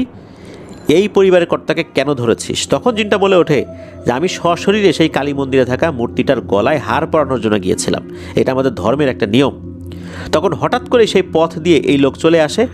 সে যদি আমাকে আমার স্বরূপে দেখে ফেলতো তাহলে তারও অনেক বড় ক্ষতি হয়ে যেত, আমারও কিছু ক্ষতি হতো। তার ভালোর জন্য আমি যেই না অদৃশ্য হয়ে যাই তখন আমার হাত থেকে এই হাটটা মন্দিরের সিঁড়িতে পড়ে যায়, আর এই হাটটাই এই লোক নিয়ে এসেছে। সেই হাটটা বাসায় নিয়ে আসার পথে তার কাছে আমি অনেক কাকুতি মিনতি করেছি, তার ভালোর জন্য আমি অদৃশ্য হয়ে গেলাম, আমার হাত থেকে হাটটা পড়ে গেল, আর সেই এই হাটটা নিয়ে হাঁটা দিয়েছে। সে তো ওই হাটটা আমাকে ফিরাই দিলই না, উল্টো আমার চোখে বিড়ির আগুন ছুঁড়ে মারে। তাই আমি ক্ষিপ্ত হয়েই তাকে আসর করেছি। তখন কবিরাজ হাজিরকৃত জিনটাকে অনেক অনুনয় করেন যেন জিনটা দাদাকে ক্ষমা করে দিয়ে চলে যায়। আর কারো জন্য কোনো ক্ষতি না করে। জিনটা তো রাজি হয় না, বরং কবিরাজকে উদ্দেশ্য করে অনেক হুমকি ধামকি দিতে থাকে। এইভাবে 30 মিনিট কথাবার্তা চলার পর, অনুনয় বিনয় করার পর কবিরাজ সেই জিনটাকে বোঝাতে সক্ষম হন। জিনটা বলে যে তাকে ভোগ হিসাবে একটা কালো ছাগল দিতে হবে, যদি এটা দেওয়া হয় তাহলে সে আজীবনের জন্য চলে যাবে। তখন জিনের এই কথায় ওনারা সবাই ছাগল ভোগ দিতে রাজি হয়ে যান এবং তার নির্দিষ্ট সময় দিবেন বলে ওয়াদা করেন। তখন এটা শুনে ওই জিনটা একটা নির্দিষ্ট জায়গার কথা বলে দেয় এবং সেই জায়গায় রাতের বেলা ছাগলটা রেখে আসতে হবে, এটাও বলে দেন। জিনটা আরও বলে দেয় যে নির্দিষ্ট সময়ে নির্দিষ্ট স্থানে যদি সে ভোগ না পায় তাহলে কিন্তু এই বংশের 4 প্রজন্মের মধ্যে, মানে 4টা প্রজন্মের মধ্যে যে কোনো একজনকে সে নিয়ে যাবে। এই কথা বলে সেই জিনটা চলে যায় আর ঠিকঠাক মতো ভোগটা রেখে আসার কথা বলে যায়। যথাসময়ে সেই জিনটার বলে দেওয়া জায়গায় ভোগ হিসাবে একটি কালো ছাগল রেখে আসা হয়, কিন্তু এখানেই বাধে বিপত্তি। যখন ছাগলটা ভোগ হিসাবে রেখে আসা হয় ওই জায়গায়, আড়ালে দাঁড়িয়ে ওই এলাকার একটা ছিচকে চোর লুকিয়ে লুকিয়ে দেখতে থাকে। ভোগ রেখে যখন সেখান থেকে চলে আসা হয় তখন এই ছিচকে চোরটা এই ছাগলটা চুরি করে নিয়ে আসে। এই ঘটনার ঠিক 2 দিন পর ওনারা একটা স্বপ্ন দেখেন। এই স্বপ্নটা কে কে দেখেছিলেন? হাসান সাহেব, যিনি আসিফ ভাইয়ের বাবা, আর হচ্ছে আসিফ ভাইয়ের দাদি। স্বপ্নে দেখতে পান যে বিশাল দানবীয় আকৃতির একটা কালো আলখেল্লা পরা অবয়ব বলছে যে, কিরে তোরা আমাকে ভোগ দিবি বলে ভোগ দিলি না, আমার সাথে বেইমানি করলি তোরা, তাহলে তোরাও শুনে রাখ, আমার সাথে বেইমানি করার ফল তোরা হারে হারে টের পাবি। আমি তোদের 4 প্রজন্মের মধ্যে যে কোনো একজনকে নিয়ে যাবই। এই কথা বলে সেই অবয়বটা মিলে যায় আর সাথে সাথে ঘুমও ভেঙে যায় দুজনের। পরদিন নিজেরা আলাপ আলোচনা করলেন যে এই স্বপ্ন তারা 2 জন দেখেছেন। তখন চিন্তা করলেন কবিরাজের কাছে যেতে হবে। কবিরাজের কাছে যান। কবিরাজও এই কথা শোনার পর খুব উদ্বিগ্ন হয়ে পড়েন। তখন আসিফ ভাইয়ের দাদা বাড়িতে কবিরাজ আসেন। কবিরাজ তার সাথে থাকা জিনদের মাধ্যমে জানতে পারেন যে ওই জিনের দেওয়া ভোগটা এক ছিচকে চোর চুরি করে নিয়ে গেছে, যে আড়ালে লুকিয়ে থেকে সব দৃশ্য দেখছিল। তখন কবিরাজ পরিবারের সুরক্ষার কথা চিন্তা করে সেই জিনটাকে শ্মশান থেকে নিয়ে আসা ওই কয়লার মাধ্যমেই কোনো একটা রিচুয়াল করে বোতলবন্দি করে ফেলেন। আর এই ঘটনাটা এ পর্যন্তই ছিল। এতটুকু বলে হাসান সাহেব উনি থেমে যান। উনি তো পুরোটা বললেন হুজুরের সামনে, আসিফ ভাইয়ের সামনে। এবার হুজুর বলেন যে ওই যেই জিন যাকে বোতল বন্ধ করা হয়েছিল একটা জায়গায় তো পুঁতে দিয়েছিল, বেশ অনেক দিন পর ওই স্থানে একটা 5 তলা ভবন তৈরি করার জন্য কনস্ট্রাকশনের কাজ যখন শুরু হয়েছে, মাটি খনন করা শুরু হয়েছে, কোনোভাবে সেই বোতলটা ভেঙে গিয়ে জিনটা মুক্তি পেয়ে যায়। এরপর থেকে সেই জিনটা ওত পেতে থাকতো ওনার পরিবারের ক্ষতি করার জন্য। তবে খুব একটা ক্ষতি করতে পারছিল না কাউকে। তখন একটা নতুন ফোন দিয়ে আটে। সেটা হচ্ছে যে এই আসিফ ভাইয়ের উপর খুব কৌশলে ভর করে এবং আসিফ ভাইয়ের ঔরসে যে সন্তান জন্ম নিয়েছিল, অর্থাৎ তার ওয়াইফের গর্ভে যে সন্তান এসেছিল, এটা মূলত ছিল সেই জিনের সন্তান। আর এই জিনটা হচ্ছে অত্যন্ত শক্তিশালী ইফরিত গোত্রের জিন। হুজুর বলে যে ইফরিত গোত্রের জিনেদের সন্তানদের জন্ম হয়ে থাকে 7 মাসে। যদি কোনো ইনসানের গর্ভে ইফরিত জিনের সন্তান জন্ম নেয় তাহলে স্বাভাবিক পদ্ধতিতে যেভাবে সন্তান ভূমিষ্ঠ হয় সেভাবে হয় না। মানুষের পেট ফেটে বাচ্চা পৃথিবীতে ভূমিষ্ঠ হয় আর সাথে সাথে ওই মহিলার মৃত্যু হয়ে যায়। আর ওই যে কাজের বুয়া, আর ওই কাজের বুয়া যে তেল এবং ব্লেন্ড করে যে জুস খাওয়াতো, এটা মূলত ওই ইফরিত জিনদেরই একজন ছিল। ওই কাজের বুয়া কোনো মানুষ ছিল না। তাকে মূলত পাঠানো হয়েছিল যে আসিফ ভাইয়ের স্ত্রীর পেটে থাকা সেই জিনের বাচ্চার খেয়াল রাখার জন্য। সেই সাথে কাজের বুয়া ওনার স্ত্রীকে যে জুস খাওয়াতেন, এটা কোনো জুস ছিল না, এটা ছিল রক্ত এবং মাংসের মিশ্রণ। এটা কোনোভাবেই মানুষ বুঝতে পারবে না যে এটা আসলে কী জিনিস। রক্ত মাংস যেরকম হয়, যেটা স্বাদ হয়, এরকম তো সেটা হবে না। আর এই জিনিসটা এই কারণে খাওয়ানো হচ্ছিল, সেটা হচ্ছে যে তার ওয়াইফের পেটে থাকা ওই ইফরিত জিনের বাচ্চার দৈহিক বৃদ্ধি এবং যথাযথভাবে পরিপক্ক হওয়ার জন্য। এই বলে হুজুর তো চুপ হয়ে যান। হুজুরের মুখে এই সমস্ত কথা শুনে আসিফ ভাই আরও ভেঙে পড়েন এবং হুজুরকে বলেন যে এটা একটা সুরাহত করার দরকার। তখন হুজুর বলেন যে এখন আর কিছু করার নেই, ওই জিনটাকে হাজির করে কোনো লাভ নেই, কারণ সে তার কথা রেখেছে। তার সাথে বেইমানি করার জন্য, তাকে ভোগ না দেওয়ার জন্য, ভোগ তো দেওয়া হয়েছিল কিন্তু সে তো পায়নি। সে এই বংশের 4 প্রজন্মের মধ্যে একজনকে নিয়ে গেছে, আর যেই চোর চুরি করেছিল তাকেও সে মেরে ফেলেছে। কাজেই এখন যদি জিনটাকে হাজির করা হয় তাহলে হিতে বিপরীত হতে পারে। হুজুর আসিফ ভাইকে কিছু আমল শিখিয়ে দেন এবং বলেন যে জিনটা এখন থেকে আর কোনো প্রভাব বিস্তার করতে পারবে না এই পরিবারের উপর, আর কোনো ক্ষতিও করতে পারবে না ইনশাল্লাহ। আর হুজুর এটাও বলেন যে আল্লাহর রাস্তায় আমাকে ক্ষমা করে দিয়েন, কেননা আমি ওই সময় দূরে ছিলাম। যদি ওই সময় কাছাকাছি থাকতাম হয়তো আল্লাহর ইচ্ছায় কোনো সহযোগিতা করলেও করতে পারতাম। তো আসলে আফসোস মনে কষ্ট নিয়ে হুজুরও বিদায় নেন, আর ওনারাও বাড়িতে ফেরত আসেন। এই ঘটনার পর আসিফ ভাই স্বাভাবিক জীবনে ফেরত আসার চেষ্টা করেন এবং ফেরত আসতে বেশ সময় লেগে যায়। পরবর্তীতে উনি আবারও বিয়ে করেছেন, বর্তমানে তিনি 2 সন্তানের বাবা। আর উনি ওনার নতুন যে পরিবার হয়েছে সেখানেও এই ঘটনাটি মাঝে মধ্যে শেয়ার করেন যে শুরুতেই যদি উনি সতর্ক থাকতেন তাহলে হয়তোবা এই পরিণতিটা হতো না। প্রিয় লিসেনার্স, আসলে কীরকম ভয়ঙ্কর একটি ব্যাপার আপনারা একবার ভাবুন যে এরকম একটা ঘটনা ঘটে গেল যে ইফরিত জিনের সন্তান মানুষের পেটে চলে এসেছে, আর তারা পেট ফেটেই বের হয়, স্বাভাবিক নিয়মে তারা ভূমিষ্ঠ হয় না। আর লোভ মানুষকে অনেক ক্ষতি করে ফেলে, যেটা হয়েছিল আসিফ ভাইয়ের দাদার বেলায়। উনি ওই জিনিসটা ফিরিয়ে না দিয়ে উল্টো বিড়ির আগুন ছুঁড়ে মেরেছিলেন ওই অবয়বটার গায়ে। ওই অবয়বটা শুরুতে কিন্তু তার কোনো ক্ষতি করতে চায়নি, এর পরেই মূলত বিশেষ করে তার গায়ে আগুন পড়ার পরেই সে ক্ষিপ্ত হয়ে যায়। তা আল্লাহ আমাদেরকে হেফাজত করুন। প্রিয় লিসেনার্স, এবারের এপিসোড এ পর্যন্তই ছিল। যারা ঘটনা পাঠিয়েছেন সবাইকে অন্তঃস্থল থেকে ধন্যবাদ জানাচ্ছি। যারা পুরো এপিসোডটি শুনলেন তাদেরকেও ধন্যবাদ জানাচ্ছি। প্রিয় লিসেনার্স, আপনারা ঘটনা পাঠাতে ভুলবেন না। লিখে বা রেকর্ড করে afnanthehorworldmedia@gmail.com এই ইমেল অ্যাড্রেসের স্পেলিংটা বলে দিচ্ছি, AFNANTHEHORWORLDBD afnanthehorworldmedia@gmail.com। ঘটনাগুলো কেমন লাগলো তা জানিয়ে ভিডিওর কমেন্ট সেকশনে কমেন্ট করতে পারেন। আর ফেসবুক পেজ আর গ্রুপে গিয়েও কোনো নির্দিষ্ট ঘটনা সম্পর্কেও মতামত দিতে পারেন, রিভিউ দিতে পারেন। আর এই ভিডিও লাইক বাটন প্রেস করতে ভুলবেন না। ভিডিও লিঙ্কটা বেশি বেশি করে শেয়ার করে দেবার অনুরোধ করছি। সবাই ভালো থাকবেন, সুস্থ থাকবেন। আমার জন্য দোয়া করবেন, আমার পরিবারের জন্য দোয়া করবেন, আপনাদের জন্য দোয়া রইল, আপনাদের পরিবারের প্রত্যেকের জন্য দোয়া রইল। মহান আল্লাহ সুবহানাহু ওয়া তাআলা আমাদেরকে ভালো রাখুন, সুস্থ রাখুন, নিরাপদে রাখুন, আপনাদের ওয়ার্ল্ডের সাথে রাখুন। আসসালামু আলাইকুম।